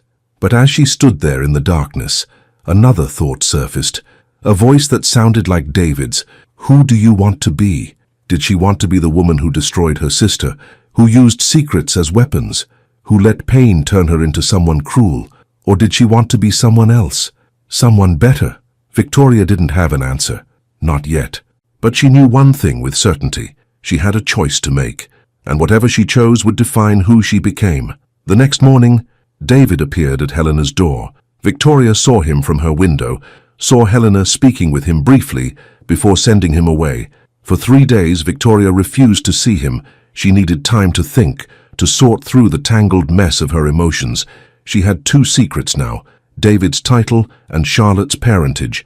Both held power. Both could change everything. The question was, what would she do with that power? On the 4th day, Victoria finally emerged from her self-imposed isolation. She found Helena in the breakfast room. I need to know something, Victoria said without preamble. The secret about Charlotte. How did you learn it? Helena set down her tea carefully. Your mother told me, years ago, when Charlotte was just a baby. We'd been drinking and she was guilt-ridden, needed to confess to someone. She made me swear never to tell anyone. But you told me. Yes. Helena met her gaze steadily. I broke my promise to my sister because I thought you needed to know, because I thought... She paused. Because I thought you were strong enough to handle it wisely. And if I'm not, if I use it to destroy Charlotte, then I will have misjudged you, Helena said simply. But I don't think I have. Victoria sat down, her mind still churning. David came by, you sent him away. 3 times. He's quite persistent. Wants to apologize for not telling you about his title. Helena studied her. Will you see him? I don't know. Every time I think about him, I remember James. Remember being lied to, being made a fool of. David didn't lie to you, Victoria. He simply didn't volunteer information that he knew would change how you saw him. That's still a form of deception. Perhaps. But consider this. If he had told you immediately that he was a duke, would you have relaxed around him? Would you have laughed with him, argued with him, shown him the real Victoria Hartley? Or would you have put on the perfect society mask and kept him at a distance? Victoria wanted to argue, but she knew her aunt was right. If she'd known David was a duke, she never would have teased him about his disorganized library or challenged his opinions on Gothic novels. She would have been the perfect cold Victoria that James had rejected. He's not James, Helena said gently. He didn't reject you, he didn't choose someone else. He's been honest with you about everything except a title he clearly doesn't care about. Then why does it feel like another betrayal? Because you're scared, Helena said. Scared of trusting again, scared of being hurt, scared of feeling something real for someone who might not feel the same way. Victoria closed her eyes. I don't know what to do. Yes, you do, Helena said. You know exactly what to do. You're just afraid to do it. That afternoon, Victoria walked the gardens alone, turning everything over in her mind. She had decisions to make, about David, about Charlotte, about who she wanted to be. The easy path would be revenge. Expose Charlotte's secret, watch her world collapse. Reject David, protect her heart from further damage, return to London eventually, wear her bitterness like armor. But as she walked among Helena's wild roses, Victoria realized something. That path would destroy Charlotte, yes, but it would also destroy Victoria herself. Revenge wouldn't heal her. It wouldn't make her whole. It would only make her hollow. She thought about the past weeks, the laughter, the freedom, the joy of discovering who she was when no one was telling her who to be. Did she really want to trade that for the bitter satisfaction of watching Charlotte suffer? And David. Yes, he had withheld his title, but everything else about him had been genuine. His kindness, his humor, the way he saw her as a person rather than an ornament. Was she really going to throw that away because he'd wanted her to know him before she knew his rank? Victoria sat on a bench as the sun began to set, watching the sky turn gold and pink. She had a choice to make, and she was starting to understand what her answer would be. Victoria stood in Helena's study, the words forming slowly. "I need you to promise me something." "What?" Helena set down her pen, giving Victoria her full attention. "Never tell me anything else about Charlotte's parentage. No more details. No more information. I don't want to know." Victoria's voice was firm. "And I'm asking you to forget you ever told me." Helena studied her niece for a long moment. "That's wise. But can you forget? Can you truly let it go?" "I don't know," Victoria admitted, "but I'm going to try." She meant it. In that moment, standing in the study with afternoon light slanting through the windows, she genuinely believed she could bury the secret and move forward. But secrets have weight, and over the following days, Victoria discovered that knowing something terrible and choosing not to use it required constant, exhausting effort. She would be reading, and suddenly the knowledge would surface. Charlotte is illegitimate. You could destroy her. She would be sketching, and the thought would intrude. One letter to the Thornton family.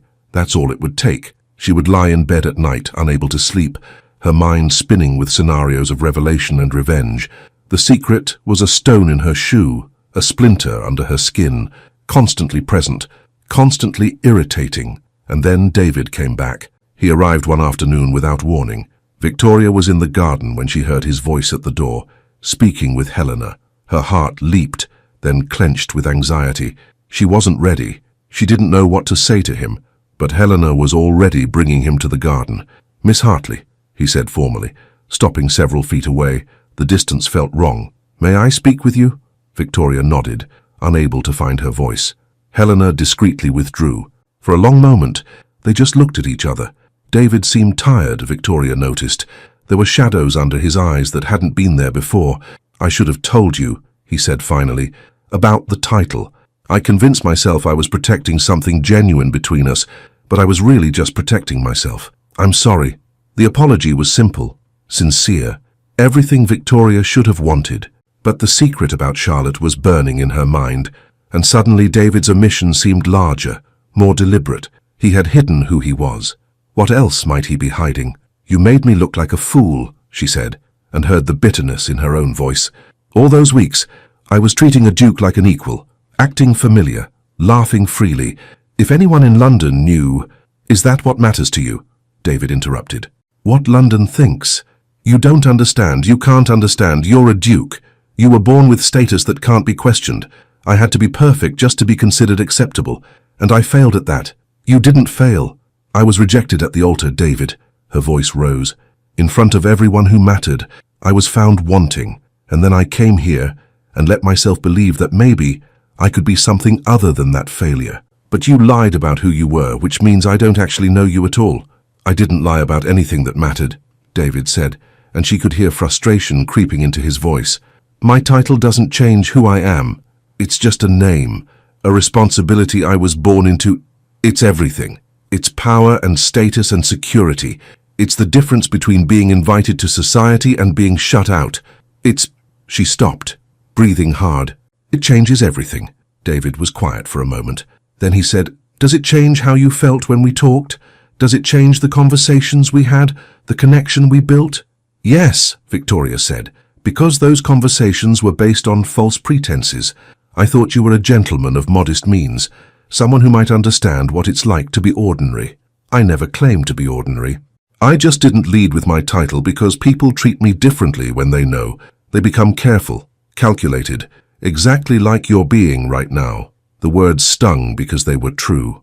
Victoria was being cold, putting up walls, using her wounded pride as a weapon. But beneath the anger was fear. Fear that if she let herself trust him, He would hurt her the way James had. Fear that she wasn't enough. Not for a viscount, not for a duke, maybe not for anyone. And beneath the fear was that secret, still burning. Charlotte's illegitimacy, the power to destroy, the temptation that grew stronger every time she felt vulnerable. "I need time," Victoria said finally. "I need to think." "How much time?" "I don't know." David looked at her for a long moment, and she saw something shift in his expression. Disappointment, perhaps, or resignation. "I'll give you space," he said quietly. "But Victoria, don't let fear make your decisions for you. Don't let what James did poison what we could have." Then he left. Victoria stood in the garden, watching him ride away, feeling something crack in her chest. Helena appeared at her elbow. "That seemed to go poorly. He broke my trust." "Did he? Or did he simply not volunteer information he knew would change everything between you?" Helena's voice was gentle, but firm. "It's the same thing." Victoria turned to face her aunt. "He let me believe he was someone he wasn't. I thought we were equals. I thought I could be myself around him. But the whole time, there was this massive thing he wasn't telling me. How can I trust anything else he said?" "Because everything else he said was true," Helena replied.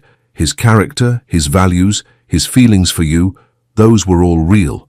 The title is just a name society gave him at birth. It doesn't change who he is." "It changes everything," Victoria said quietly.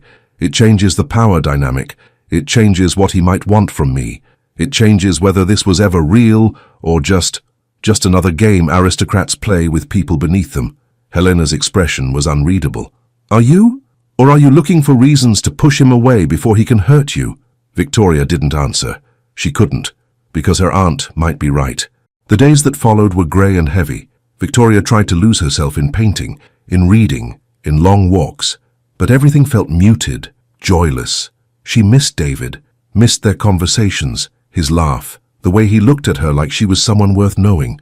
But she couldn't seem to reach past her own anger and fear to do anything about it, and the secret about Charlotte grew heavier. It was there when she woke, there when she ate, there when she tried to sleep. Constant pressure, constant temptation. You could use it, you could make them all pay. Helena watched her with growing concern. "You're not yourself, Victoria. You're withdrawing again, becoming that cold, controlled version of yourself you were when you first arrived." "Maybe that's who I really am," Victoria said. "Maybe these past weeks were the fantasy.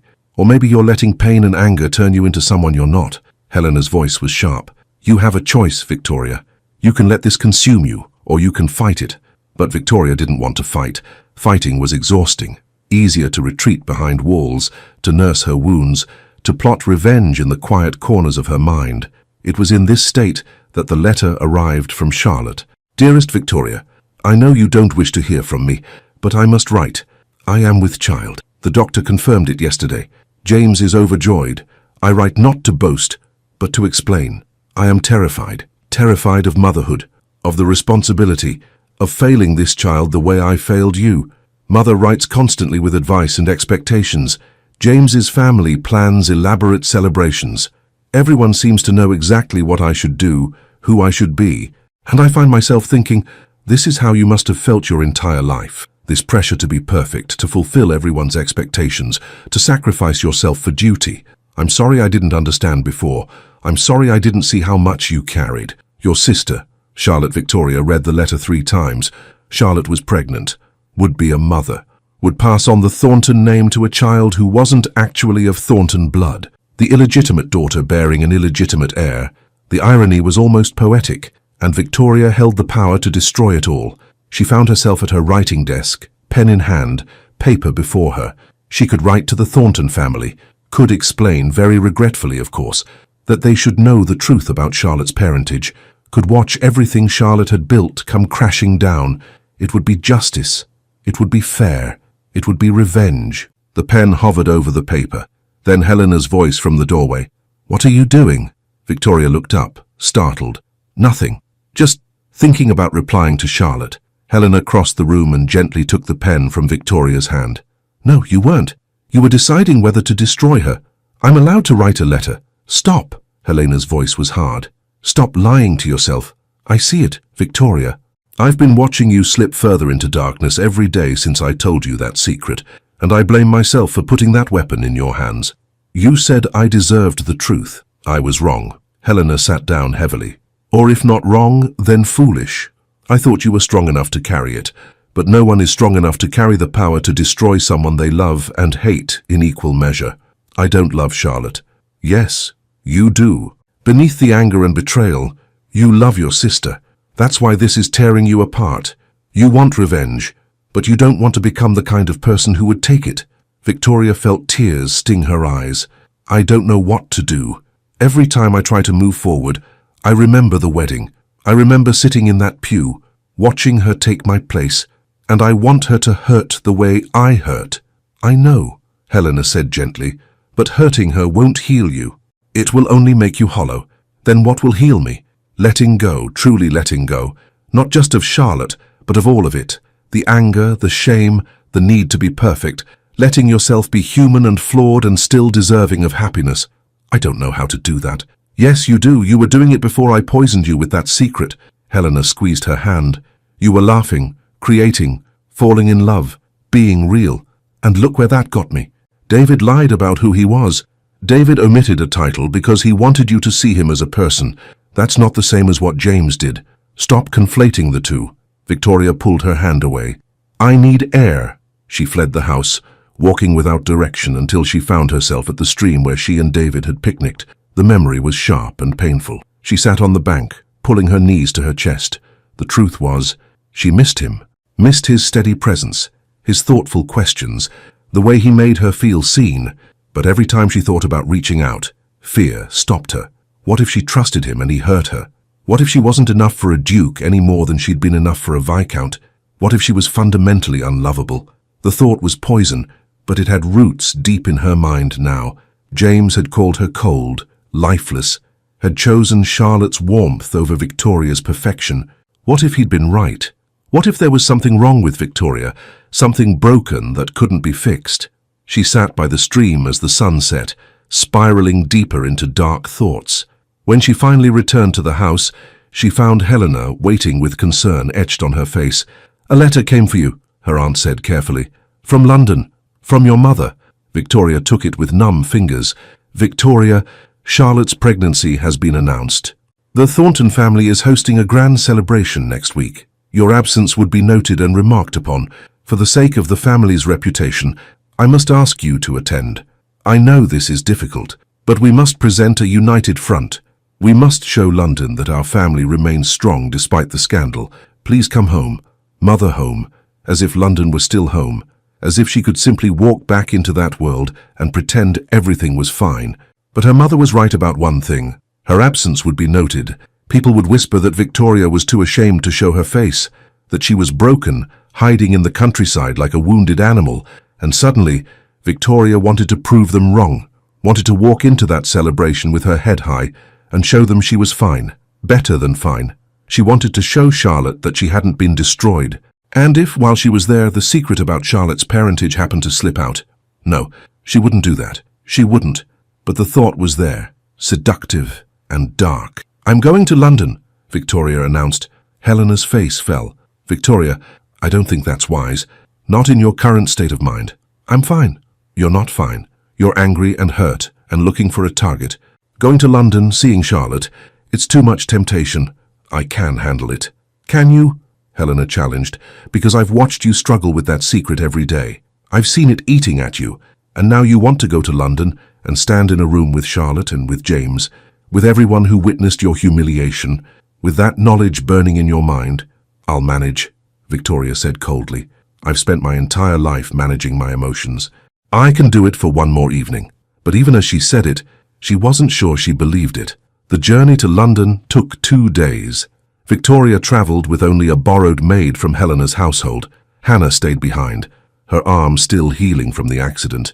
Helena claimed it was to spare Hannah the difficult journey, but Victoria suspected her aunt was also trying to make the trip more arduous, hoping Victoria might reconsider.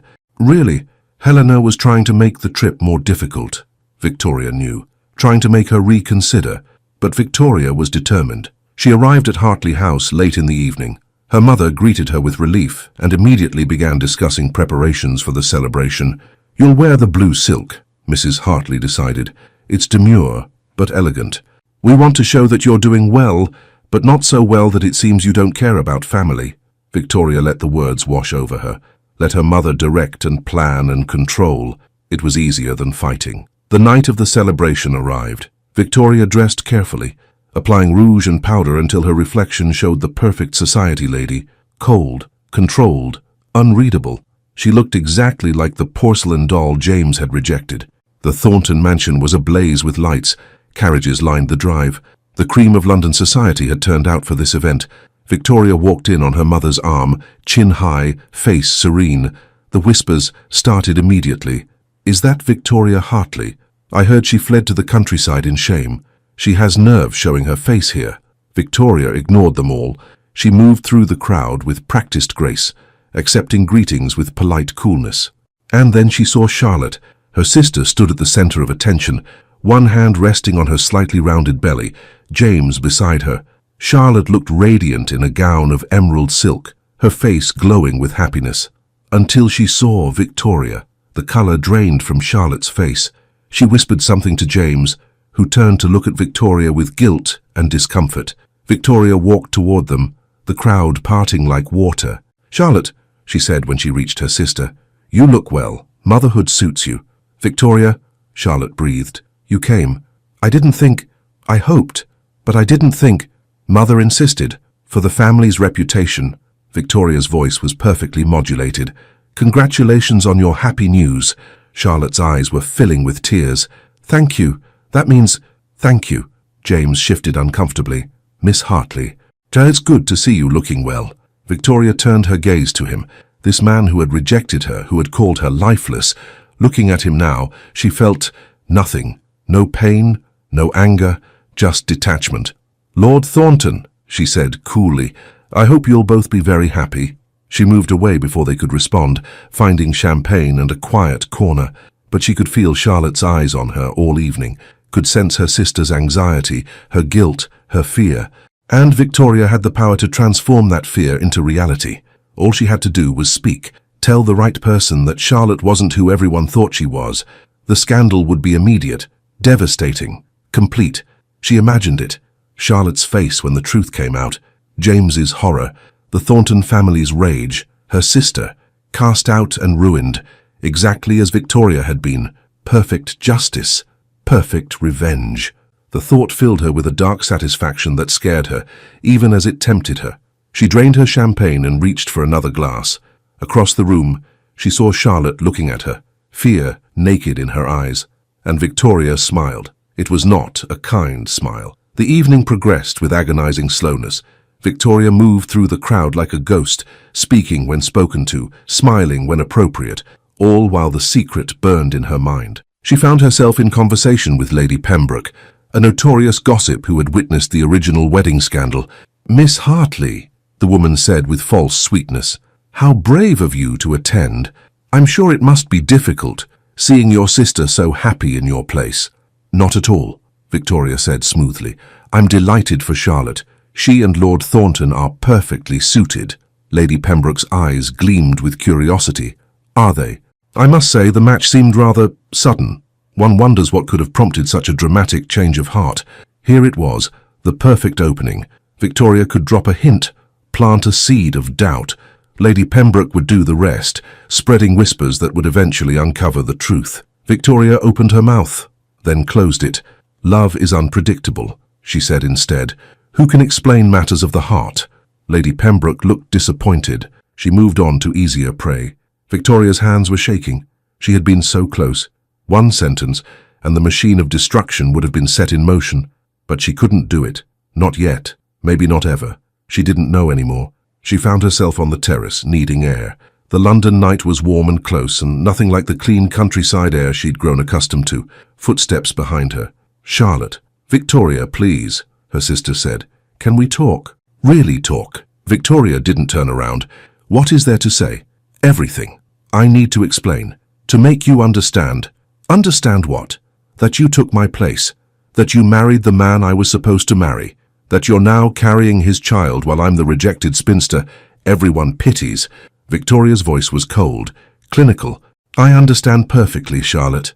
I never meant to hurt you. And yet you did." Charlotte moved to stand beside her at the terrace railing. In the light from the ballroom, Victoria could see tears streaming down her sister's face. "I know you hate me," Charlotte whispered. "I know you have every right to, but Victoria, I'm miserable." That got Victoria's attention. She turned to look at her sister. "Miserable? You have everything, a title, a husband, a child on the way, and I don't love him," Charlotte said desperately. "I thought I did. In those few weeks before the wedding, I thought what I felt was love, but it was just excitement, infatuation. Now that we're married, I see that James and I have nothing in common. He wants an ornament, someone cheerful and decorative. I don't know what I want, but not this." Victoria stared at her sister. Part of her wanted to feel satisfaction at Charlotte's unhappiness, but instead, she felt a strange kinship, both of them trapped in lives they didn't choose, trying to make the best of bad situations. "You made your choice," Victoria said. "Did I? Or did we both get trapped by other people's choices?" Charlotte reached out, then pulled back, not daring to touch. "Mother pushed me to accept James. Father saw the advantage to the family. James himself put me in an impossible position. Where was my choice in all of that? You could have refused." "So could you have," Charlotte shot back. "Years ago, when they first arranged your betrothal to James, you could have said no, but you didn't, because we were both raised to believe our duty was more important than our desires." The words hit Victoria like a physical blow, because Charlotte was right. Victoria had never questioned the betrothal to James, had accepted it as inevitable, as duty. She had been complicit in her own cage. "That doesn't excuse what you did," Victoria said, but her voice had lost its edge. "No," Charlotte agreed. "It doesn't. I hurt you terribly. I took something that was yours. I did it knowing the pain it would cause, and I will carry that guilt for the rest of my life." She wiped her tears with shaking hands. "But Victoria, please, I'm your sister. I've always been your sister. Can't we find a way past this?" Victoria looked at Charlotte, really looked at her, saw not the usurper, not the happy bride, but a frightened girl playing a role she didn't understand, trapped in a marriage she didn't want, facing motherhood with terror instead of joy, and Victoria realized something that shocked her. She didn't want to destroy Charlotte. She wanted her sister back. The realization was so unexpected that Victoria felt dizzy. All these weeks, she'd been carrying the secret like a weapon, building up her anger, nurturing her rage, preparing for revenge, but standing here, seeing Charlotte's genuine misery, feeling the weight of their shared history, Victoria didn't want vengeance anymore. She wanted peace. "I don't know if I can forgive you," Victoria said slowly. "Not yet. Maybe not ever completely. But," she took a breath, "but I don't want to hate you anymore, Charlotte. I'm tired of being angry." Charlotte let out a sob. "That's more than I deserve. Thank you, thank you." Before Victoria could respond, Charlotte had fled back into the ballroom. Victoria stood alone on the terrace, feeling something shift inside her. The secret was still there. She still knew the truth about Charlotte's parentage, but the desire to use it was gone. She didn't want to be the person who destroyed her sister out of spite. She wanted to be someone better than that. The thought was liberating, terrifying, hopeful. She stayed on the terrace until she felt ready to face the ballroom again. When she re-entered, she found her mother waiting with an anxious expression. "Victoria, are you all right? Lady Pembroke said you seemed distressed." "I'm fine, Mother. Just needed air." Mrs. Hartley studied her daughter's face. "You spoke with Charlotte?" "Yes, and..." Victoria considered how to answer. "And I think we'll find our way forward. Slowly, but we'll find it." Her mother's eyes filled with tears. "Thank you. You don't know what that means to me." "Actually," Victoria said, "I think I do." The rest of the evening passed in a blur. Victoria made the appropriate conversation, smiled at the appropriate moments, played the role of the gracious older sister, supporting the happy couple. But inside, she was different, lighter, freer. She had made her choice. Not revenge, not destruction, peace. When she finally returned to Hartley House late that night, exhausted but strangely calm, she found a letter waiting for her. It was from David. "Miss Hartley, I have been called back to Cornwall House on urgent estate business and will be remaining in London for the foreseeable future. I write not to press you for an answer about us, but simply to say this. I understand that I hurt you by not revealing my title. I understand that you need time and space to decide if you can trust me. I respect that. But I also need you to know that what we had, those weeks of conversation and laughter and genuine connection, was real for me. More real than anything I've experienced in years. You challenged me, surprised me, made me think and feel in ways I hadn't in a very long time. So I will wait, as long as you need, whether that's weeks or months or longer, because I believe what we have is worth waiting for. But I also can't keep pushing when you're not ready. So I'm giving you space. When you're ready, if you're ever ready, you know where to find me. With hope, David Victoria read the letter 3 times, tears streaming down her face. She had been so focused on her anger at David's omission that she'd missed the larger truth. He had seen her, the real her, and he had loved what he saw. Not her perfection, not her accomplishments, just her. And she had pushed him away because she was afraid. She thought about the past months, about the woman she'd been when she arrived at Helena's, broken, humiliated, hollow, and the woman she'd become, someone who painted and laughed and asked questions and lived. David had been part of that transformation. He'd asked her who she wanted to be. He'd seen her as someone capable of choosing, and she had repaid him by treating his omission as if it were James's betrayal all over again. Victoria stood and went to her writing desk. She pulled out fresh paper and began to write. David, I received your letter. Thank you for your patience and understanding. Thank you for seeing me when I could barely see myself. You asked me once who I wanted to be. I didn't have an answer then, but I think I'm beginning to figure it out. I want to be someone brave enough to trust again, someone who chooses connection over safety, someone who doesn't let past pain poison present possibility. I want to be someone worthy of the patience and care you've shown me. I'm not there yet. I'm still afraid, still healing, still figuring out who Victoria Hartley is when she's not performing for others. But I want to try, with you. If you're still willing to wait while I find my way, I chose peace tonight. I let go of revenge and anger and the need to hurt those who hurt me. It wasn't easy, but it was right, and I'm choosing you. Not because you're a duke or because you rescued me, or because I need someone to validate my worth. I'm choosing you because you make me laugh, because you challenge me, because you see me as a person rather than a project or a disappointment. I'm choosing you because when I imagine my future, you're in it. If you're still willing to wait, I'm ready to begin. With hope of my own, Victoria. She sealed the letter before she could second-guess herself. Tomorrow she would send it. Tomorrow she would begin rebuilding what she had nearly destroyed. Tonight, she would sleep with something she hadn't felt in a very long time, hope. Victoria returned to Kent 3 days after the celebration, her letter to David safely dispatched to Cornwall House before she left London. She had no idea if he would respond, or when, or how. She only knew that she had taken the first step toward choosing connection over fear. The countryside welcomed her back with open arms. The air was cleaner, sweeter than London's smoke-choked atmosphere. The sky seemed wider. Even the colors appeared more vibrant, greens deeper, blues brighter, as if someone had washed away a film she hadn't realized was dulling her vision. Helena met her at the door, searching Victoria's face with concerned eyes. How was London? Difficult, Victoria said honestly. Oh, but necessary. They settled in the drawing room with tea. Victoria recounted the celebration, the conversation with Charlotte, the moment she had almost revealed the secret but chose not to. I'm proud of you, Helena said quietly. That took real strength. It didn't feel like strength, it felt like surrender almost, letting go of the power I had. Sometimes surrender is the strongest thing we can do, especially when we're surrendering our worst impulses rather than our best selves. Helena poured more tea. And David, did you write to him? I did. Victoria felt heat rise to her cheeks. I told him I was choosing to try, with him, if he still wants me. Of course he still wants you. The man has been miserable since you pushed him away. Helena smiled. He came by twice while you were in London, asking if I'd heard from you. I've never seen a duke look quite so lost. The thought made Victoria's heart ache. She had hurt him with her coldness, her suspicion, her refusal to see past her own fear. Would he truly forgive her? Or had she damaged something that couldn't be repaired? The answer came 2 days later. Victoria was in the garden sketching when she heard hoofbeats. Her heart leaped before she could stop it. She set down her pencil with trembling hands. David appeared around the corner of the house, leading his horse. He looked thinner than she remembered, shadows under his eyes suggesting he'd slept as poorly as she had these past weeks.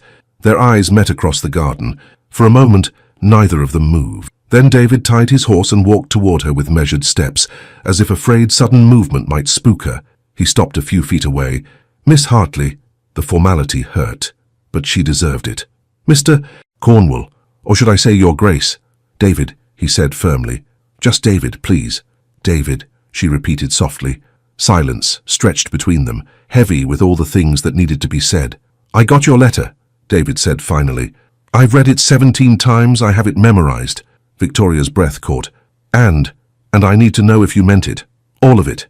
Because, Victoria, I can't. His voice cracked slightly. Well, I can't let myself hope again if you're going to push me away the moment something scares you. The words were harsh but fair. Victoria stood, setting aside her sketch. I meant every word, she said. I was unfair to you.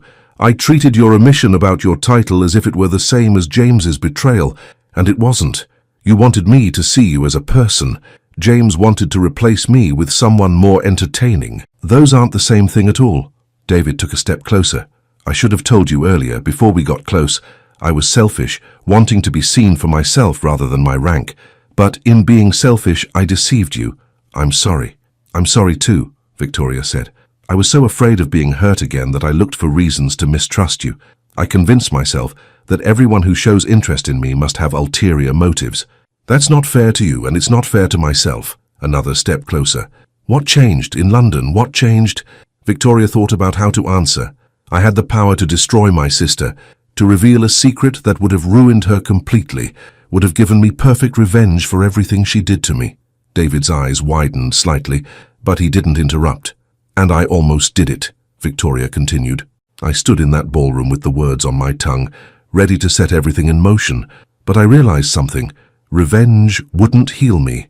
It would just make me hollow, make me into someone I didn't want to be. So you chose mercy. I chose myself, Victoria corrected. I chose the version of me that I want to become. Someone who can be hurt and still choose kindness. Someone who can be betrayed and still choose trust. Someone who doesn't let pain turn her into stone. David was close enough now that she could see the flecks of lighter grey in his eyes. That's the bravest thing I've ever heard. It didn't feel brave. It felt terrifying. That's what makes it brave. He reached out slowly, giving her time to pull away. When she didn't, he took her hand. His touch was warm, solid, real. I meant what I said in my letter. Victoria, I'll wait as long as you need. But I need to know, are you ready? Truly ready? To try this, to trust this, even though it's scary? Victoria looked at their joined hands, then up at his face. This man who had rescued her from an overturned carriage, and then, more importantly, had helped rescue her from herself, who had asked her who she wanted to be and then waited patiently while she figured out the answer. I'm ready, she said. I'm still scared. I probably always will be a little scared. But I'm choosing to try anyway, because being safe and alone is worse than being vulnerable and loved. David's face transformed with a smile that made her heart stutter. Then I have a question to ask you, but first, I need you to understand something. What? I'm a duke. That comes with responsibilities, expectations, a certain way of life. Cornwall House in London, the estate in Cornwall, managing a staff of 50, attending parliamentary sessions, hosting dinners for people you might not like. He paused. If you choose me, you're choosing all of that too. It's a lot, and it's not always pleasant. I need you to know what you're agreeing to. Victoria had spent her whole life being prepared for exactly this kind of life. The training, the lessons, the endless hours of etiquette, all of it designed to make her the perfect aristocratic wife. The irony wasn't lost on her, but this time it would be different. Because this time she was choosing it, not because it was expected, not because her family demanded it, but because she wanted the man who came with it. I know, she said, and I'm not afraid of that life anymore. I was raised for it, after all. The difference is that this time, I'll be living it on my own terms, with someone who sees me as a partner, not an ornament. Always a partner, David confirmed. I promise you that.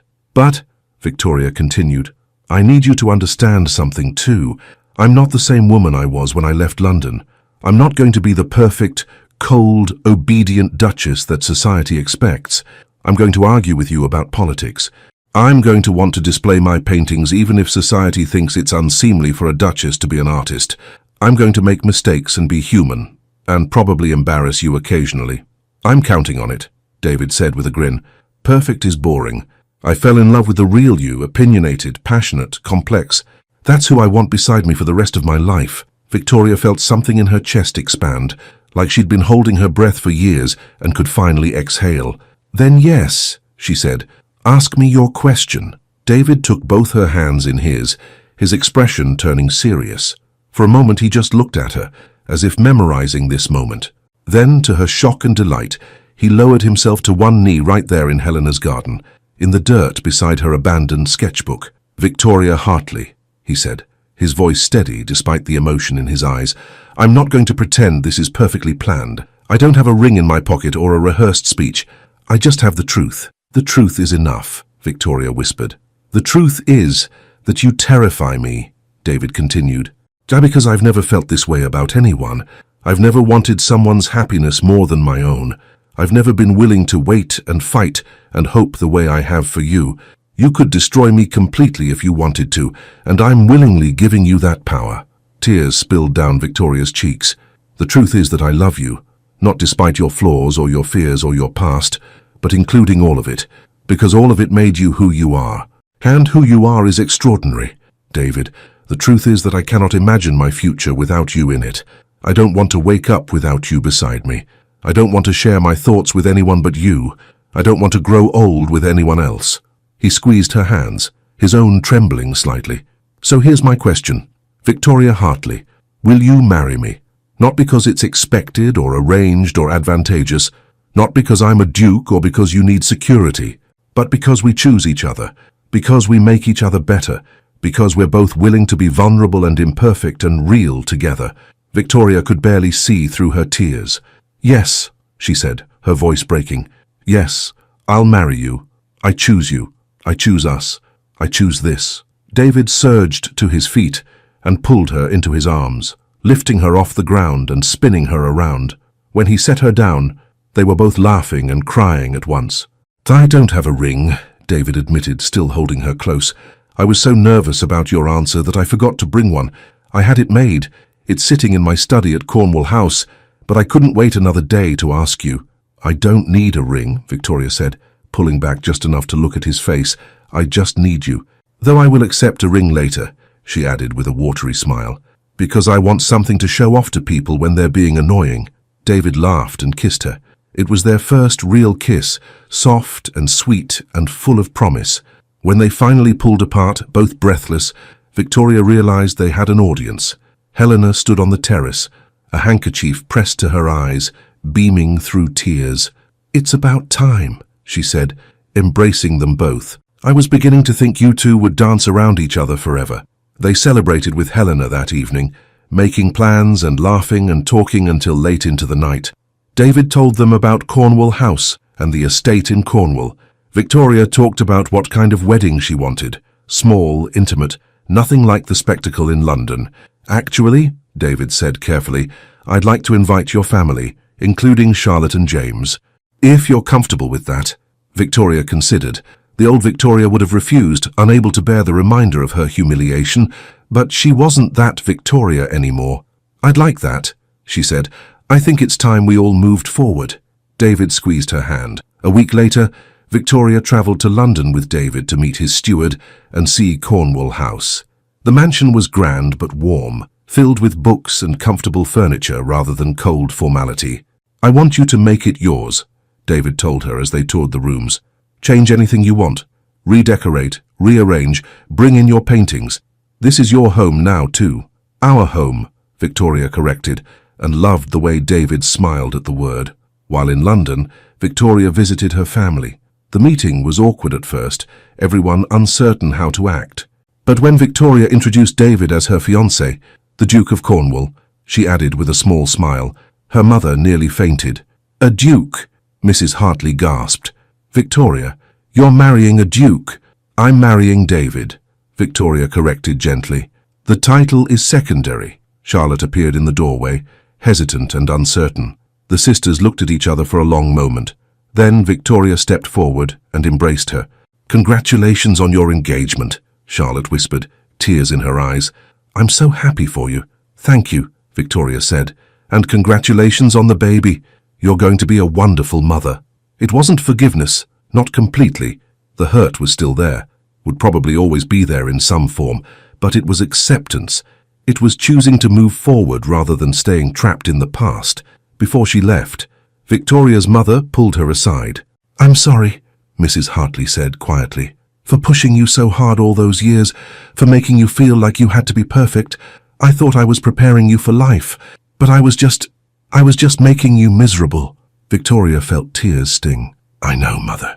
I understand now. You were doing what you thought was right. I was wrong." "Yes," Victoria agreed, "but I'm going to do better.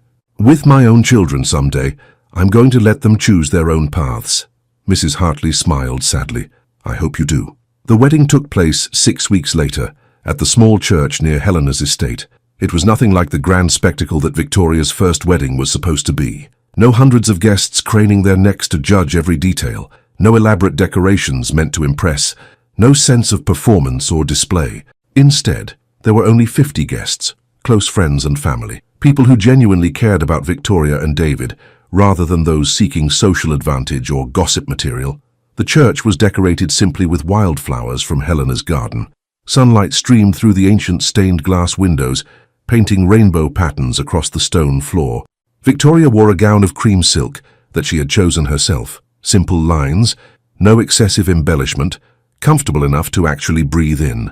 Wildflowers were woven through her hair, and she wore the ring David had given her the day after his proposal, an emerald surrounded by small diamonds, unusual and beautiful, exactly like he'd promised.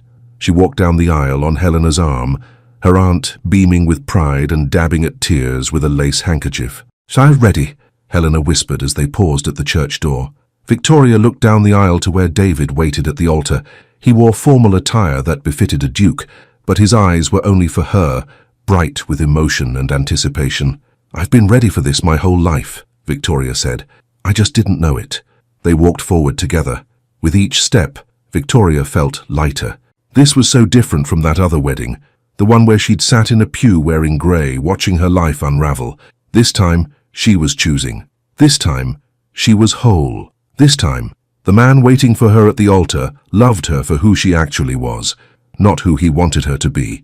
As she reached the altar, David stepped forward and took her hand from Helena. His touch was warm, grounding, real. "You're beautiful," he whispered, just for her. "You're not too bad yourself," she whispered back, making him grin. The vicar cleared his throat with gentle amusement. "Dearly beloved, we are gathered here today to witness the union of David Cornwall, Duke of Cornwall, and Victoria Hartley in holy matrimony. Marriage is not to be entered into lightly, but with joy and reverence." Victoria barely heard the familiar words. She was too focused on David, on the way he was looking at her like she was the most precious thing in the world, on the way his thumb stroked gentle circles on the back of her hand, on the future spreading before them, uncertain but chosen. When the vicar asked, "Who gives this woman to be married to this man?" Helena stepped forward. "I do," she said firmly, with great joy and confidence that she has chosen well. The vicar smiled. "The couple has prepared their own vows." David squeezed Victoria's hands and began, his voice strong and clear enough for everyone to hear. "Victoria," he said, 6 months ago, I pulled you from an overturned carriage in a rainstorm. I thought I was rescuing you, but the truth is you rescued me. You reminded me what it means to be real, to be honest, to be human instead of just a title." "Victoria," he said, his voice strong and clear, "I promise to love you not for who you're supposed to be, but for who you are. I promise to see you, truly see you, every day of our lives. I promise to make you laugh, to challenge you, to support you as you discover who you want to become. I promise to choose you every day for the rest of my life." Victoria's voice shook as she replied, but the words came from her heart. "David, I promise to trust you, even when fear tells me not to. I promise to be honest with you, to show you my real self rather than a perfect facade. I promise to choose connection over safety, vulnerability over protection.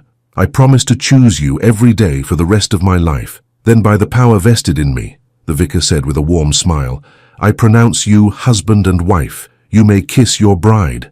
David cupped her face gently and kissed her. It was soft and sweet and full of promise. When they pulled apart, the small congregation erupted in genuine applause. Victoria turned to face them, hand in David's, and saw Charlotte crying happy tears, saw Helena beaming, saw her parents looking proud and perhaps a little regretful. But mostly she felt David's hand in hers, solid and real and chosen. They held the wedding breakfast in Helena's garden, There was music and laughter and joy. Charlotte approached Victoria cautiously, then embraced her. "Thank you," Charlotte whispered, "for inviting us, for giving me another chance." "We both deserve another chance," Victoria replied. "To be sisters again, differently than before, but still sisters." James offered stiff congratulations, looking uncomfortable but sincere. Victoria felt nothing when she looked at him. No pain, no anger, no regret, just peaceful indifference. He was part of her past, but not her present or future. As the sun began to set, David pulled Victoria aside to a quiet corner of the garden. "Happy?" he asked. "Deliriously," Victoria said. "I never thought I could feel this way. This light, this free." "You did that yourself," David said. "I just asked the right questions. You did more than that. You saw me when I couldn't see myself. You waited when I needed time. You loved me even when I was difficult and scared and pushing you away."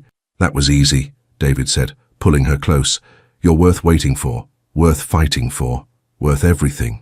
They stood together as the sky turned gold and pink, holding each other, both of them finally free. Free from expectations, free from the need to be perfect, free from the past, free to choose their own future. 2 years later, Victoria stood in the nursery of Cornwall House, cradling her daughter, Margaret, named after Helena, had her father's grey eyes and her mother's dark hair.